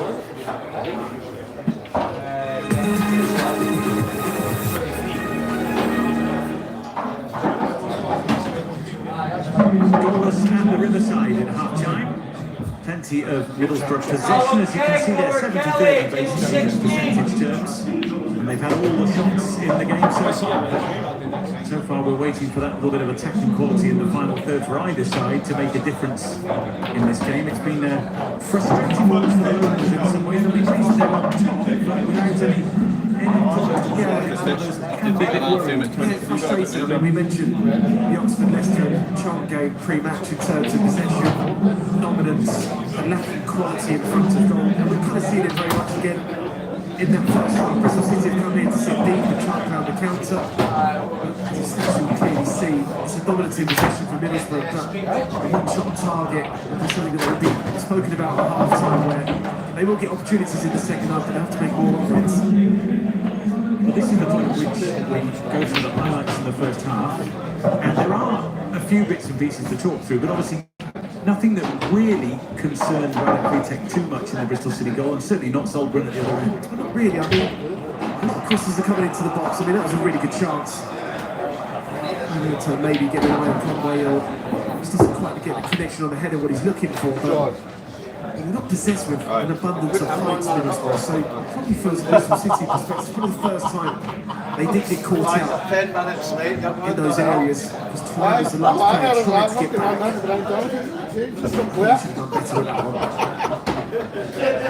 one. Most of the moments that mattered in that first half were going in this direction as Middlesbrough sort of tried to be creative, tried to make things happen, but with a lot of numbers behind the ball.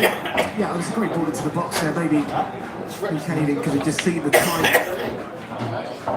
Morris had, and just really made more of an opportunity to make the run across the little Reese there. Just be slightly quicker, go now. Just delays it for that split second and didn't quite get the leg out to get on the back of it. But very similar chances again that Middlesbrough were getting in those areas. One of the big threats in the first half from Middlesbrough in some ways. Some of the distribution for either side hasn't been great, but on that occasion that could have found its way through. Yeah, but they have to certainly be careful, Bristol City, because Tony's got a wonderful left foot. Clearly see there that he was caught out taking the goal at the near post. And from the other side, once again there was a little bit of an issue here. William McGree all alone, straight at Rita. Yeah, good strike there. Could have easily taken a deflection all the way through, then Bristol City would have been in trouble, but I think the reflection of play, I'd say, going into the half-time 0-0 is probably a fair reflection for both teams. So 0-0 here, and it's a bit of a theme really throughout the second tier. If you want to pull all the 3 o'clock kickoffs into the mix and say they're all 0-0, technically they are. So no goals at all in the division. Coventry City hosting Southampton, of course, in a key game for the league leaders and the playoff hopefuls at Southampton, and a big game at the bottom there. Oxford United, of course, trying to get out of trouble, where the bottom 3 places are concerned. Southampton with a big win here in the league and trying to follow that today. But at the moment, everyone's going over the points. We'll see how that develops as things go on. Of course, a reminder that later on, Liverpool host Blackburn Rovers and Ipswich can go to Sheffield Wednesday in terms of that automatic promotion picture. So, let's hope for a little bit more entertainment, a bit more entertainment, and a few stories here and there in this second half from this team.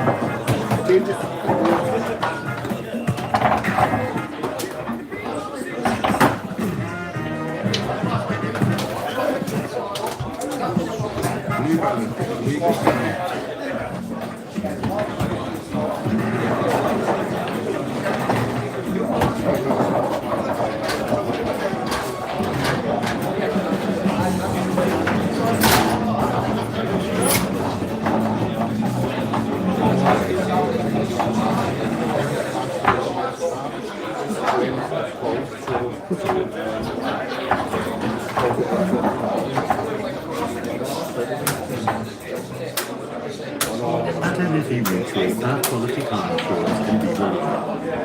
You can claim with confidence as we pay out 99% of claims with Goalkeeper. And you don't lose your no claims discount if you're hit by an uninsured driver. You're covered if you break down. Plus we reward loyalty for giving saving in your renewal. We do all this so you can enjoy the more important things. For quality car insurance you can rely on, search NFE Mutual today.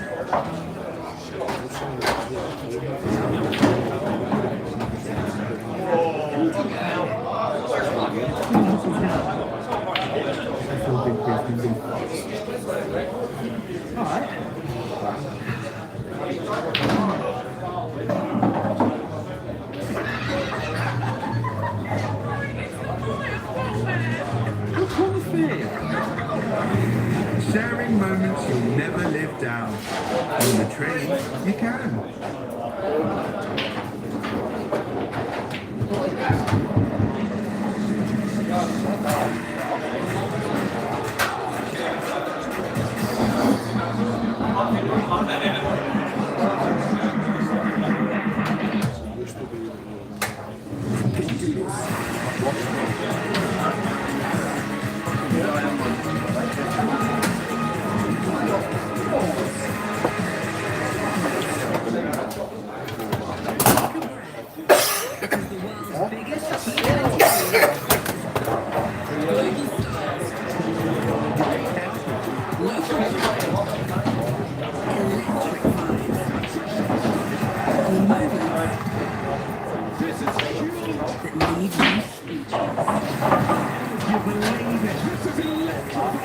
Nothing hits like the IPL. Enjoy every game live on Sky Sports. Sponsors of the EFL.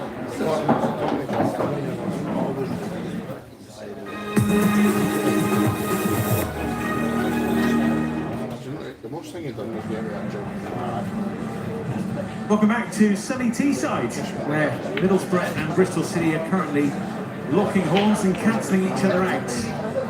Just wonder whether the breakthrough might come from someone who's in the starting 11 or perhaps from the bench, and when the respective managers might indeed make a change. I think for Middlesbrough, it will just be a matter of time. He'd probably look at the first 10 minutes and be thinking, we didn't have a lot of possession again, and if we're getting quality into the box and we're still not getting on the end of it, then changes might have to be made. Of course, obviously will be an opposite person to come on, so there will be another one as well. But I don't want it to become like a habit here for sides just to come here, Middlesbrough dominate, and then it just kind of gets some doubles in the fans' minds that it's just going to be another one. Danny Stiller, Joe Sears, level 12. It's a massive difference. If they can find a goal here, and it remains a draw, and can find a win, then there's a different side to the table when you're looking at after 90 minutes of the day. So it's really important that they have to try and keep that momentum with themselves and keep the destination of the Premier League in their own hands as well. It's always important. It's need to be at this stage of the season. It's tricky, isn't it? Because managers will tell you we only concentrate on ourselves, but of course fans don't. Fans look at results elsewhere, they look at potential elsewhere. Millwall host Blackburn Rovers a little bit later on today. Blackburn Rovers really strong for points, for goals. If Middlesbrough don't win here and Millwall do, then obviously they go into the second spot. Middlesbrough drop into the playoff positions. Yeah, those small details do make a difference, but I guarantee if Southampton score in this second half, Middlesbrough players will know about it. So it's important, I think, for Bristol City in this second half. They just need to maybe frustrate Middlesbrough like they have been doing, but the outball into the front two, into Armstrong and Priest, they've done it. Those two need to do a lot better. I still feel the ball in behind for Armstrong. It's a good outball for him, so there's a decent amount of pace on it. But if you're not in that mode where you're not really holding up the ball, then can you go chase things down? That'll get you up the pitch a little bit more. Middlesbrough just have concentration because you're going to be dominating the second half, getting possession. Just don't switch off and concede a sloppy goal.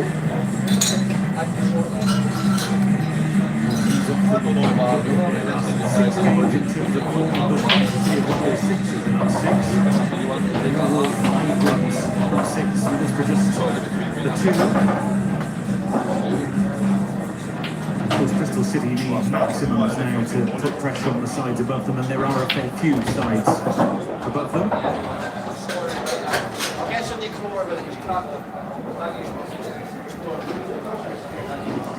So Bristol City will get the second half underway. And Steve Martin is happy that everyone is where they need to be.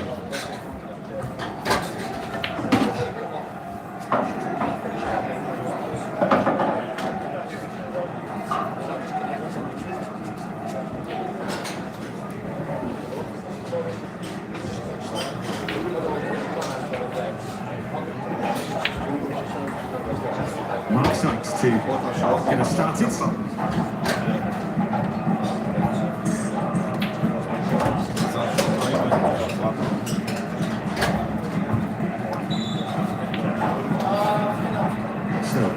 and underway for the second half. And interestingly, Middlesbrough have won their last 6 home league matches that have kicked off at 12:30, scoring 17 goals, only conceding 3. They've got a good record at this time of the day. And fans will be hoping they skip into action in the second half in a goal-scoring set as well.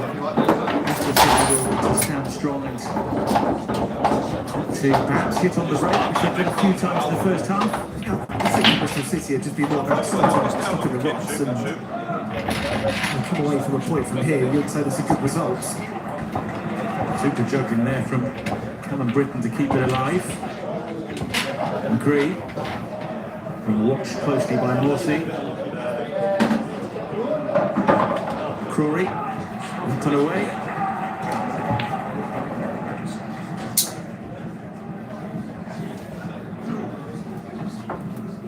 Aidan Morris.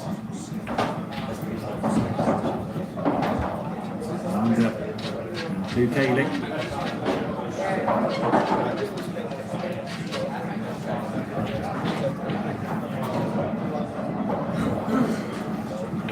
Kaling once again. Litton helping it through. For Sarmiento.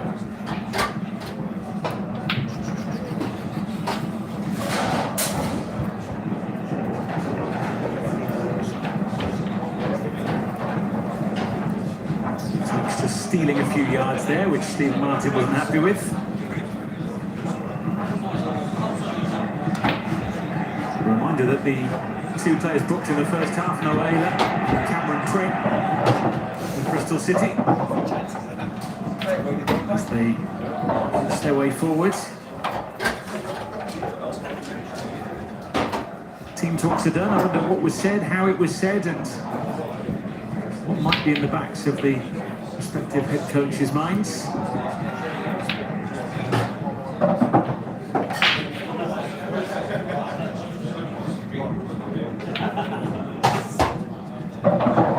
We'll see how it was taken off his toes.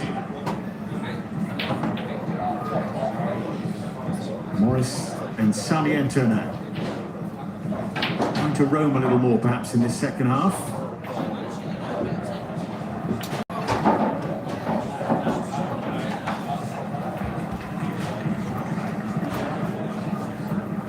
Bearing in mind the little football that Sarmiento has played this season, it may well be that Whittaker for Sarmiento is a planned change a little later. Yeah, I think the way that sports science works in the modern game, you'll probably be looking at a certain amount of minutes. That's what I mentioned in that first half. Does he give everything within that first half if it's 50 minutes and then come off? But we saw moments of him in those last 5 minutes. And he made a slightly different movements and runs to try and get on the ball. It's a good point though that's raised, isn't it, there by you, because a few years ago it was a case of saying, Adam, are you fit to play? Yes, right, here we go. So now it's decisions are made by data sometimes, aren't they? That's incredible now, isn't it, how the data will dictate minutes and times on the pitch.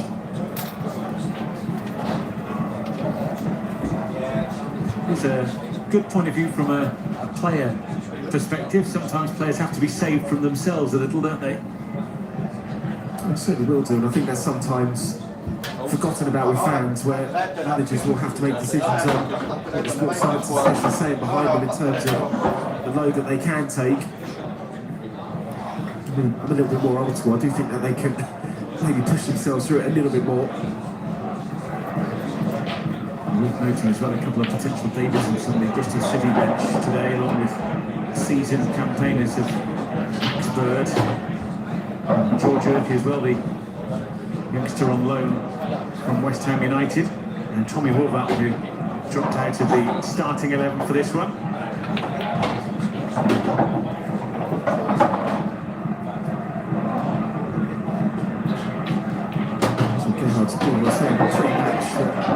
Yes, you get a lot of injuries, and especially defensively, but it also opens up now is for young players to get an opportunity on the bench. And you look at Bristol City's bench, there isn't really too many names that really spring out, so they could be used today. Well, that's Hackney's ball in, which just for a split second, I think Rugby thought, where's that going in the sunshine? But it was comfortably over the top. Miscue from the captain. Yeah, it's always one of those awkward ones sometimes when not necessarily like that type of cross, but when a cross comes into the box, it ends up being a shot. It's always a goalkeeper's nightmare.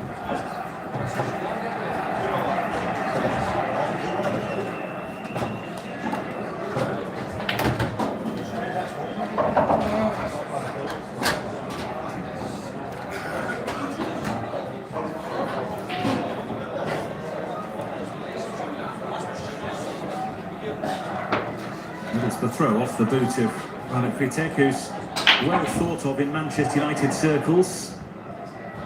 Obviously been a big spotlight on the goalkeeping position at Old Trafford in recent times. One who they have high hopes for. Only 22 years of age after all, which is young as a player but very young as a goalkeeper.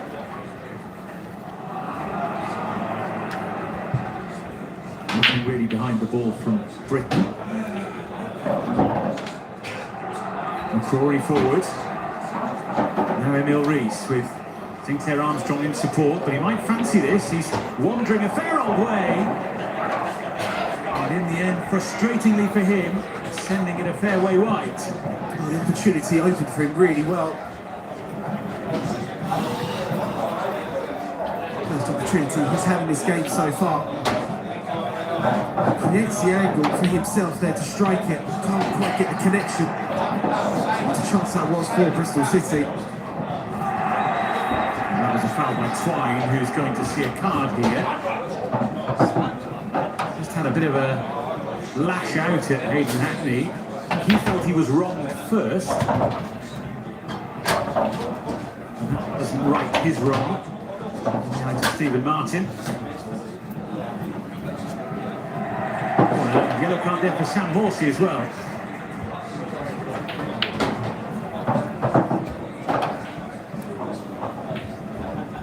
Stephen Henry, Andy Gray, table 18. There's a small foul on him to start with. Not sure, mate. His was for dissent.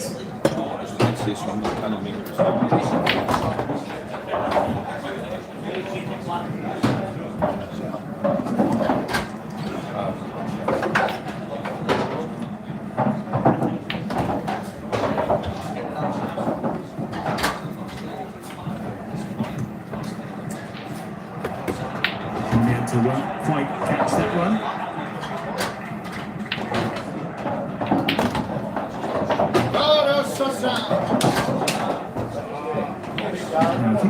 Stephen Martin here just telling Bristol City players, in particular Sam Morsey, to calm down here. Jason Knight's been called over as peacemaker, but Morsey, having just been shown a yellow card, still isn't happy with the official. I think nearly 600 career games in England, Sam Morsey. I think that's yellow card number 166. He's had a few down through his career. 70 others and red cards as well. What happened to you last night, man? You were fine 1 minute and then fucking wrong. It's left somebody that... The ball is for Twine. Man, it was mad. Look for have it back with Hackney. And a bit of room here for Brown. Looking to help it on, a bit of miscommunication which could be costly as Tommy Conway was looking to pounce. Sarmiento. Britain. Touch and hit maybe. Well, it was certainly in his mind, and there were a few in the way too from Bristol City's point of view. No, you know, the B-Tech have will words with each other.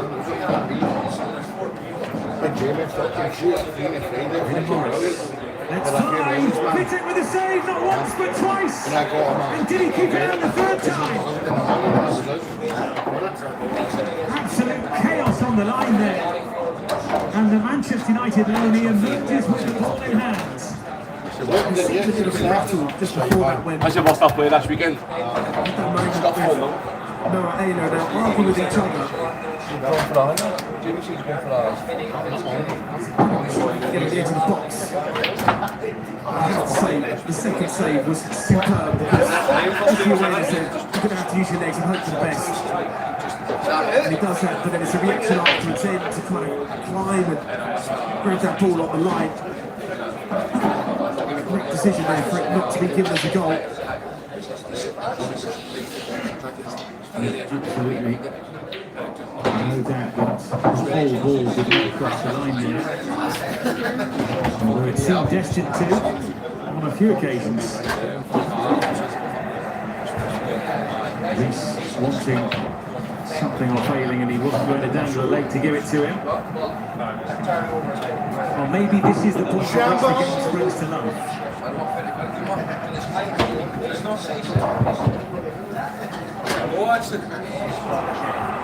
Middlesbrough in behind with Conway. Miss McGree. Sarmiento.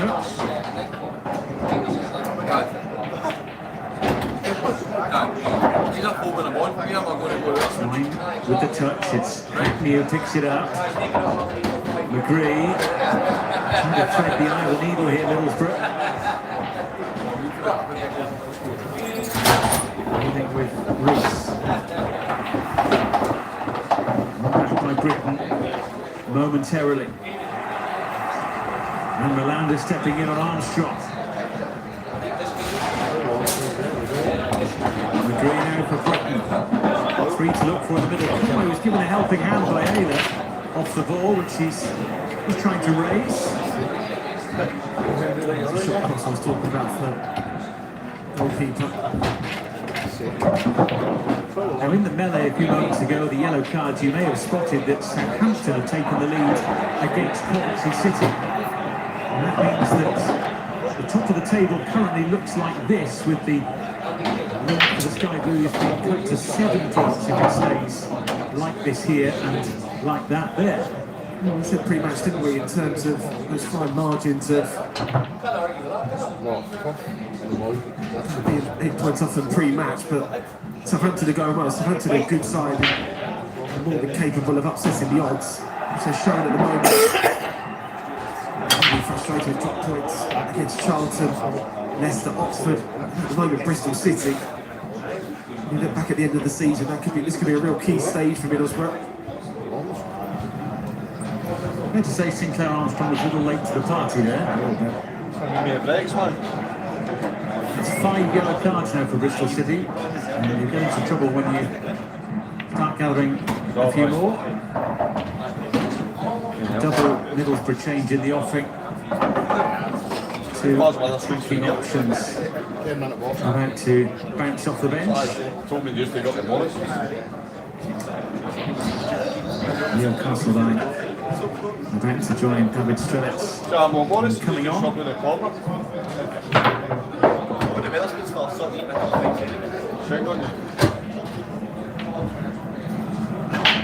Hackney back for Morris. Hackney again. Brown. Ailing, not quite.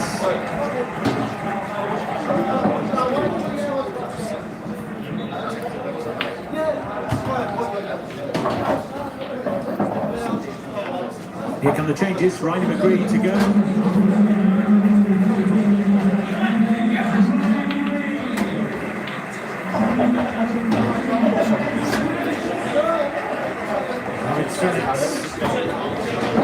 First to come on.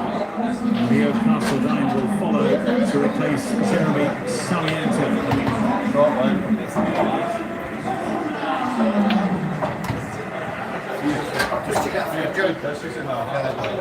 Two players with great attacking potential entering the frame.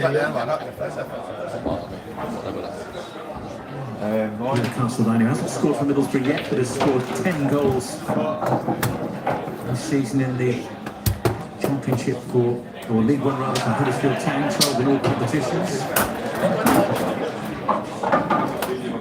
Signed on a permanent deal from Chelsea in the recent transfer window.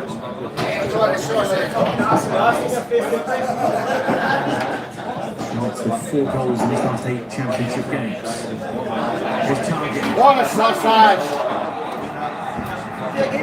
And it turned out to be a fairly routine stop. What a chance that was. Strong on the challenge at the other end. Stopped by Morris, who's rejecting that regard. Scampering back to regain possession.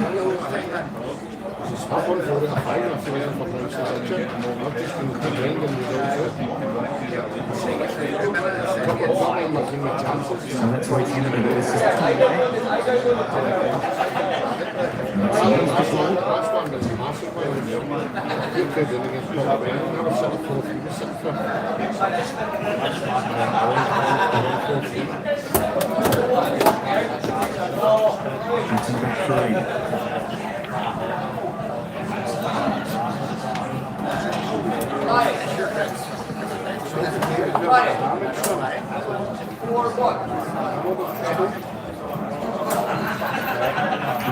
I'm just going to whiz that through towards come on, son!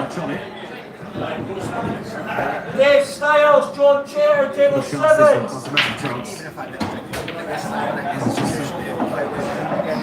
Throws the ball up. Space with the head up. To just put it down the middle of the goal. Disappointing miss.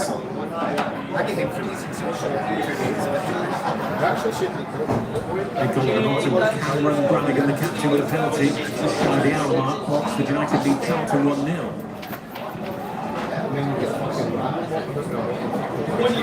Starting to make moves on the Matt Bloom fields after their recent victory against Preston as well.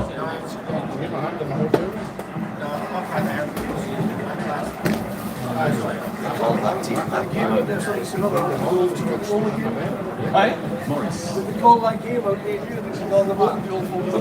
Oh, couple of legends on a fucking bullseye, fucking street down. When are we coming? No, when's the legends coming? Oh, aye. Right to the game,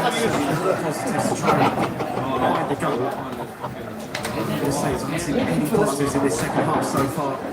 Again, just here for the banter, just been resolute, defending well. I think we showed that fight that's been missing from City side in recent games. Jake's getting back in here, man. You need to stop him. Don't tell his dad. It would be a very positive point from Robin's point of view. Where's the boy? He successively defeats the FA Cup Port player. Here's Brown, trying to seize upon an error. Conway, and from Morris. Clarence was there, he was well watched there. And as far as Britain. Hackney. Morris to let fly. And fly it did.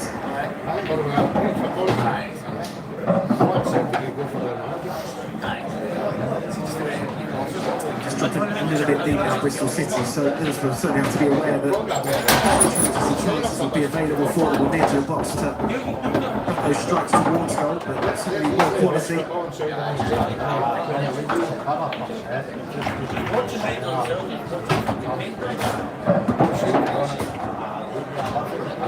Just header up to both Armstrong. Interestingly, that goal for Oxford United as well, as it stands, moves them up to 19th, which is at the top position really of the sides in the relegation battle. At the bottom. With the other sides at the bottom playing a little later today.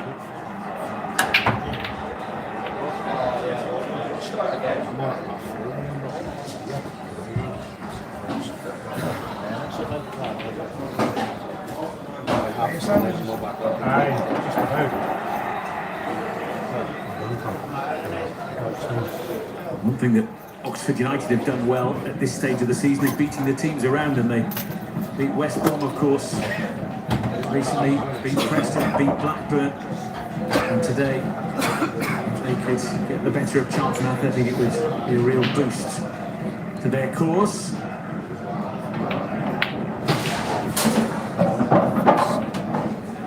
Starts forward to Hackney. In it goes, and in it goes from Castledine! Off the bench to have a big impact for Middlesbrough. They are determined to stand tall in the fight for Premier League promotion. And just past the hour mark, Leo Castledine opens his Middlesbrough account. Well, you can just feel the relief in this stadium, just with that emphatic finish. These fans have just had to wait so long, and finally, we're just seeing that bit of quality. It's a movement off the ball, in behind, squares it across really well for the substitute. A brilliant finish there from him. A late midfield run. Hayden Hackney there puts it on a plate. Significant goal in this game. Huge goal on the day. Huge goal in the season, potentially. For Leo Castledine and for Middlesbrough.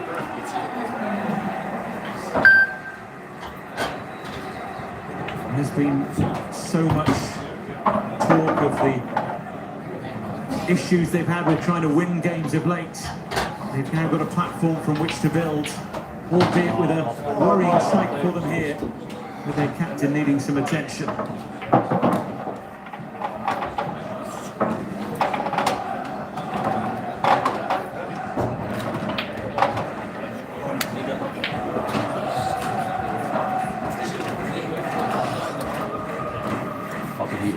He is obviously going to be thoroughly checked upon as Castleine's heart rate returns to normal, or close to it, after his first really big moment in a Middlesbrough shirt.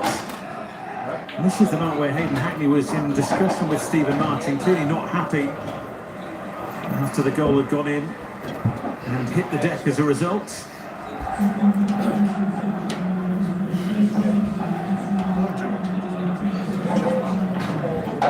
It's going to be a Bristol City change here. We're going to see Sam Bell replace Sinclair Armstrong.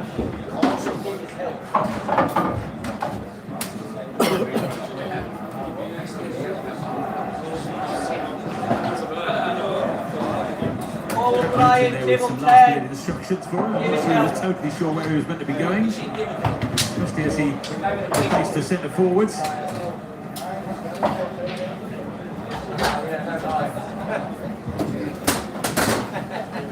A fair old while ago, that goal was scored by Leo Castledine, but the game restarts with Middlesbrough a man down temporarily, but a big goal up. Huge goal for them. It's the way the results going at Coventry as well. Strelitz. Castledine has been on around 5.5 minutes before he found the back of the net. And it's classic, isn't it, that the manager, the coaching staff will say as you leave them and go onto the field, just make an impact, make something happen. He's certainly done that. The way that the goals come about is in those more central areas that was crying out for, runs in behind. Hayden Hackney makes a run in behind, and then Castledine just makes that late run into the box and then just plays it perfectly for him for a brilliant finish. If you stop it, Castledine again moving it on this time into the path eventually of Britain, who just pings it across the box, hoping it hits someone, goes somewhere interesting.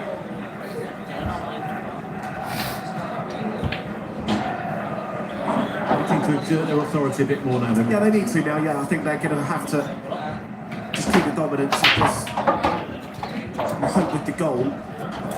Just find the next one. Not allow Bristol City any kind of form or any opportunity to get back in the game.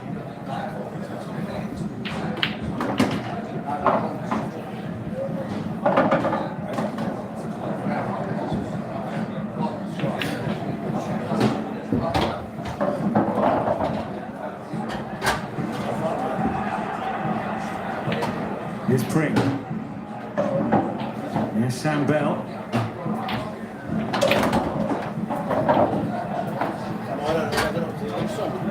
Bell again from Morsey.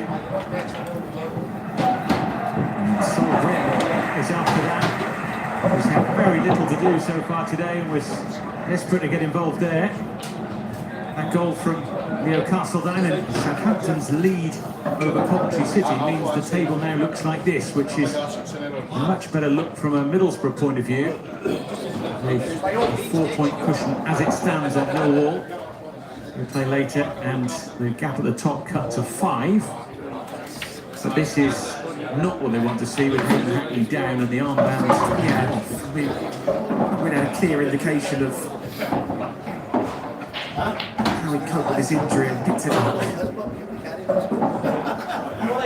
Had been in the previous challenge during the game where he just decided to carry on and play, and it's just slowly catching up with him. It's better to not make it worse. Now you've got the goal. You shouldn't feel the other way that the game's gone, that Liverpool should go on and see this out and win, even if it's just by the one goal.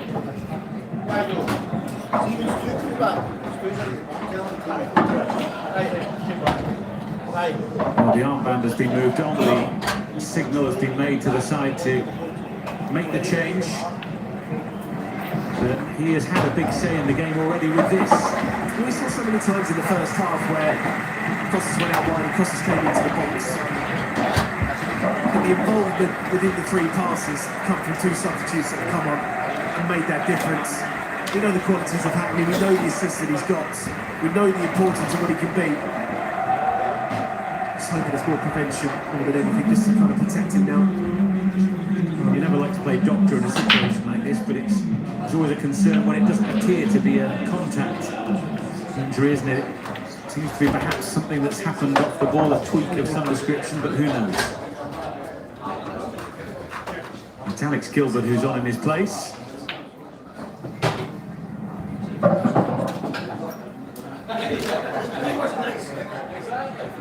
"18 minutes to play." It's a nice pass to release Strelets. He doesn't have too much support, but almost didn't need it. He was trying to either find a net or find Castledine. You just wonder where everyone is. And these are probably, when you look at Middlesbrough in an attacking area, and they're not just making the right runs and they're not necessarily making the right opportunities count.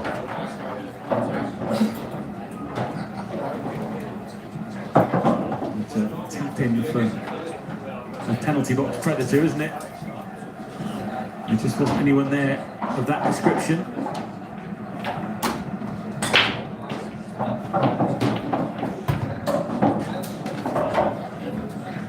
Forward by Targets. Has it back from Castledine and maybe took his eye off it.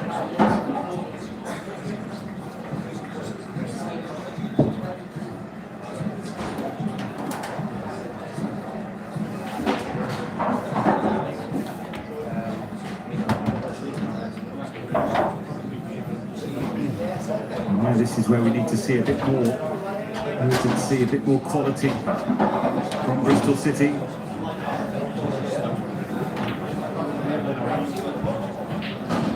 Taken a point beforehand, they're going to have to work for it now.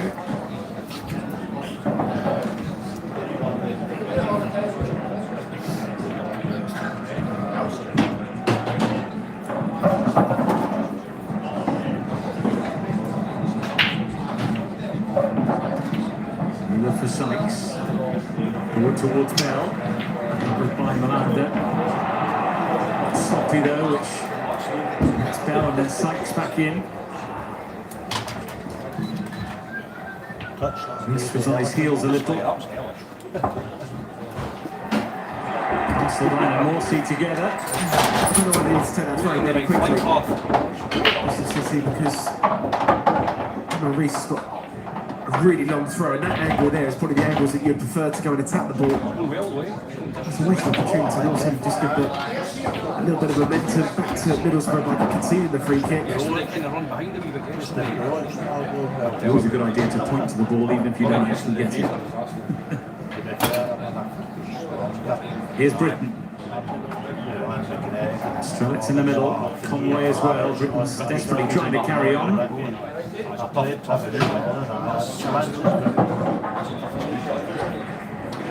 Nice try. Bobbing and weaving.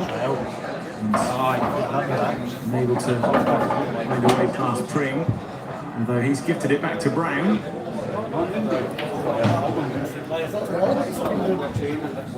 Got a right mixture of experienced heads and youthful exuberance in this Middlesbrough squad.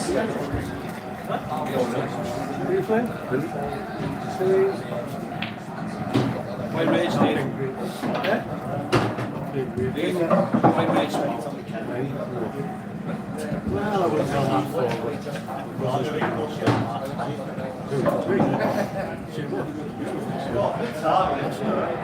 Targets ball through.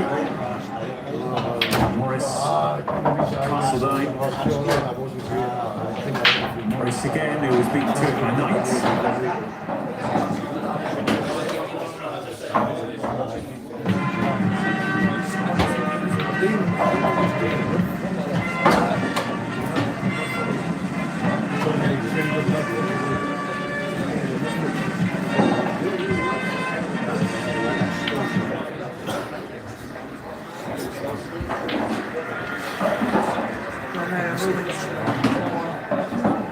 To meet the two teams here, they've got the trophy out in the park there, and of course the Six Nations trophy as well will stand in. Of course, the original damage, we'll get a new trophy next year. It could be a long hang on for these teams. For the wins today, waiting to see what happens out in back. Whatever happened in 2015, where the boys had to wait up in Murrayfield to see what was happening later on. The benefit of those teams coming later on, I suppose they know what they have to do, but all these two sides are concerned about is the next 80 minutes, about trying to put their best foot forward, deliver a performance that put them in a position for winning silver. Of course, there's a triple crown at stake today, so there is the opportunity to lift it at least, and then you get your English jersey on, be it with your Scottish jersey or your Irish. It's unusual for both of us to be using the supporters, but I'm sure we'll make the exception. Make that exception today. Such a smile on his face, people up to, and of course we saw having a lovely moment with the Princess Royal last week after that match. He's done it twice now. I think he's going to be proud again today. He's just such an effervescent character, isn't he? He really is. I think he's really grown in a lot with roles on. It's not easy sometimes to have an national captain and selling up to Scotland sometimes as well. That experience. I think the way he's really grown into that role, and you can see, I believe that's been the biggest difference in the Scotland team, and it's a real impact on the field. We touched, Rory, just briefly on the changes to the Scotland team, the second row, changing the front row. Is there a belief amongst this Irish team that they can out-muscle Scotland today? Yeah, I think it's something that Brian touched on earlier, is that up front is certainly where Ireland have had the upper hand for the last number of years. Last week Scotland looked like a different animal up front, and probably Ireland have faced the last number of years, but losing those two second rows, I think probably Gregor Brown especially. When we look what Joe McCarthy, we expected for Keith today from Irish point of view, it's almost like who just Scotland has to go toe-to-toe with him. It would have been Gregor Brown, and now it's Mac Williamson or Grant Gilchrist. Can they be the ones to stand up and make sure that Ireland don't get their own way in those contact areas? Right, it tends to be sort of Ireland against England.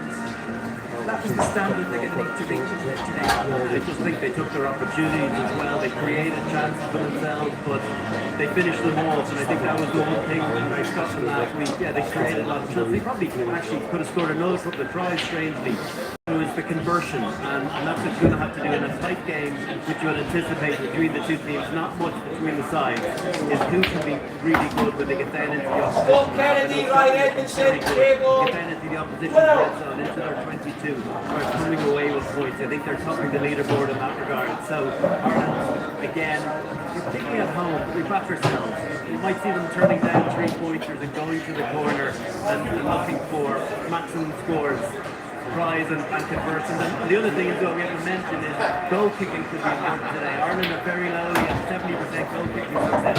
We need a little bit more than that today, when it could be nothing between the sides. Okay, we'll just take a pause here. We're going to hear now the anthems of Scotland.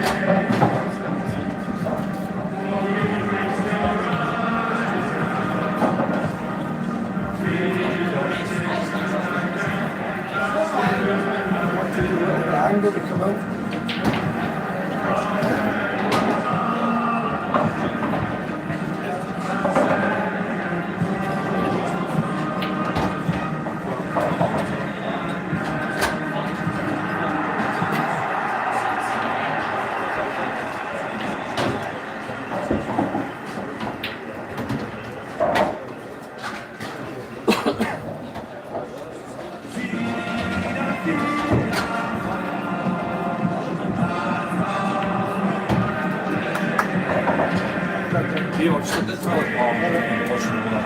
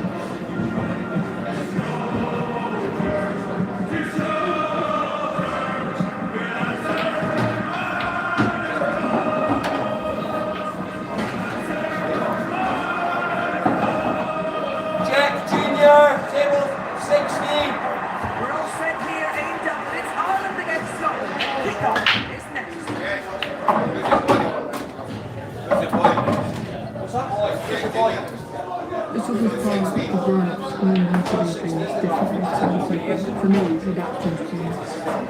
Six Nations on STV, sponsored by the Thunder. There's a place right at the edge of oxygen, way beyond the clouds and up above the masts, in space. That's where you'll find it. It's a sense of being connected in more places than ever before. From the men you could look at best for coverage. So even when you fly from everything, you won't have to miss a thing.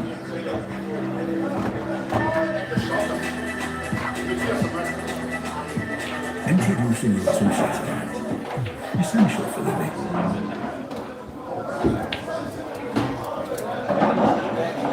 Gold thing, right, you can't do it. Because you can. Six Nations on STV, sponsored by the Thunder.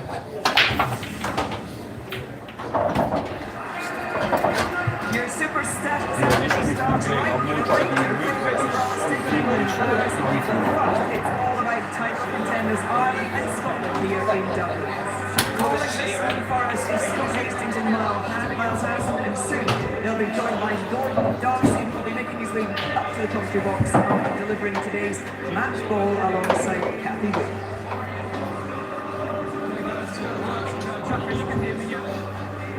Thanks, Jill. Gordon delivering the ball with Kathy there.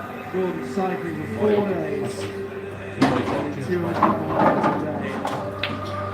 The Doddy and the Doddy Foundation will have a commentary question forward. Luke Pearson, England, we saw there the referee. Brian and Triple Crowns have become commonplace. As have championship titles. They're going to choose both again, but they will need English help for the latter. For Scotland, without a Triple Crown since 1990, without a championship since 1999, this is a day when they could lift a trophy or two that are not just from one of their countries. You must win tomorrow, but in addition could force them into having to score 4 tries as well.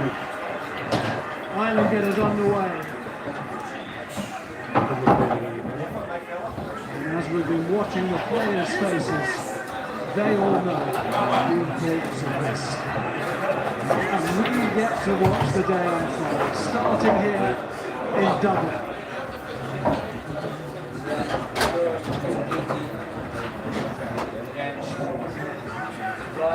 Osborne carried. He's had a really good championship, not just his try scoring, his general play. Josh van der Vliet, who was on the bench last week.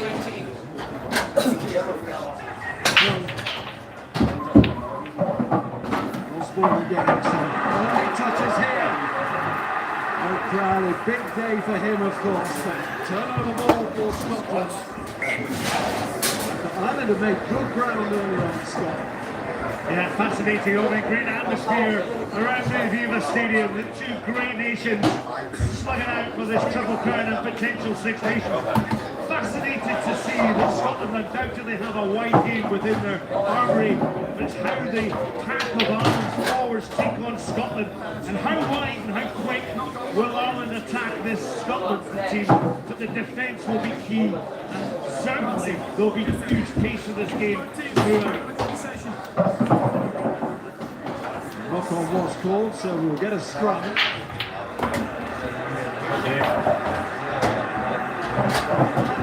Issues, of course, injury issues on the loose end. There's Furlong on the tight, but Tom O'Toole, with the praise of his coaches after last week, lifted line really when you think of the injuries of Buck. Making all the fist of it, they need to do again today.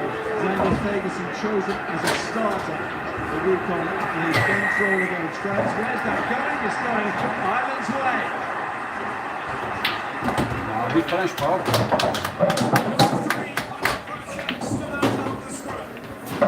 Aforementioned Ferguson.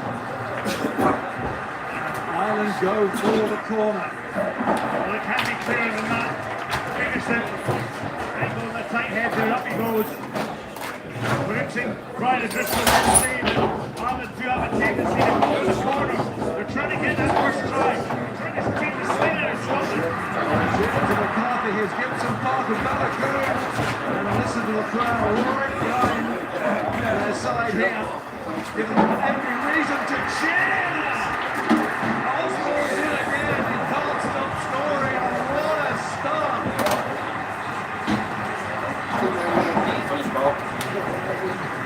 There's still life in old dog. Ireland at times last week, but not as consistently as they were against England. But that was precision stuff. Absolutely. You see the ball up there, attacking where Scotland were not expecting them to attack. And again, those players lined up here. They're straight out the back, and that's fantastic Crowley. The line for Osborne. They're just not expecting that. You can see all the eyes. They're looking in. Scotland were there to defend them all off the top. A really, really brave, vicious play from Ireland, and they get the rewards. Composure from Crowley. What a line from Osborne. Excellent last to open up. Osborne's had a couple of great touches in the opening. Very similar start to Ireland's performance against Scotland last year at Murrayfield. The utter sting out of the Scotland team. And now Scotland on the response.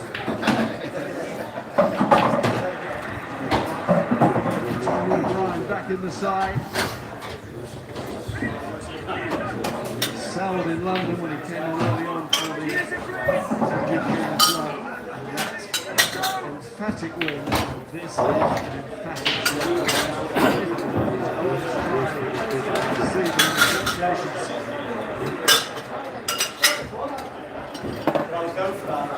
From Dellingburn, he's got power, and he's powered over halfway there. Right, to Duff. Here's Finn Russell. The goal against that start is certainly encouraging cars the players of the championship over this game. And there it goes again.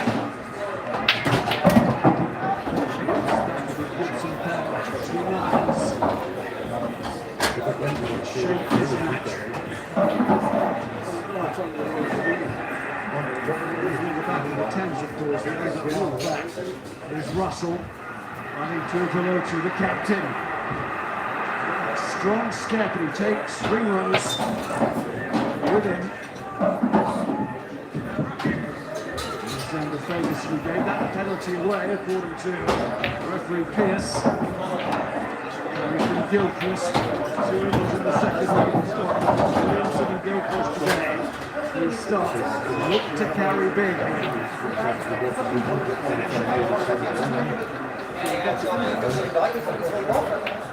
Ball retention is good. Intense pressure from the island defence. Schumann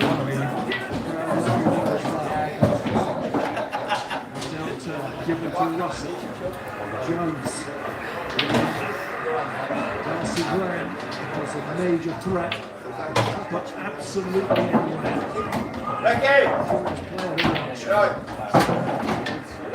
Williamson. And the phases now. Staying.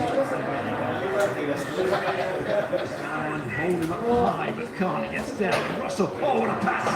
The right turn. His hooker. Fizz on that. Delight to watch. Dark goes on, condenses and short ball. Schooner's coming home. This is good for Scotland. What a play this is. Can they get the cops to go with it? Russell.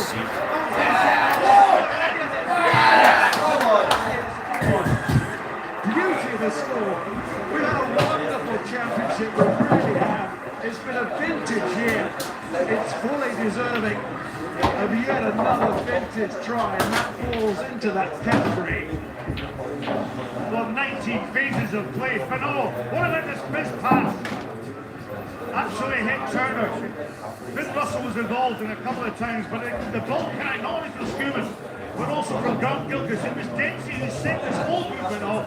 He exploited that wide angle. Good hands out the back door by Blair Kinghorn. And Scotland showing their attacking threat and how dangerous they are if they keep balls. The decision maker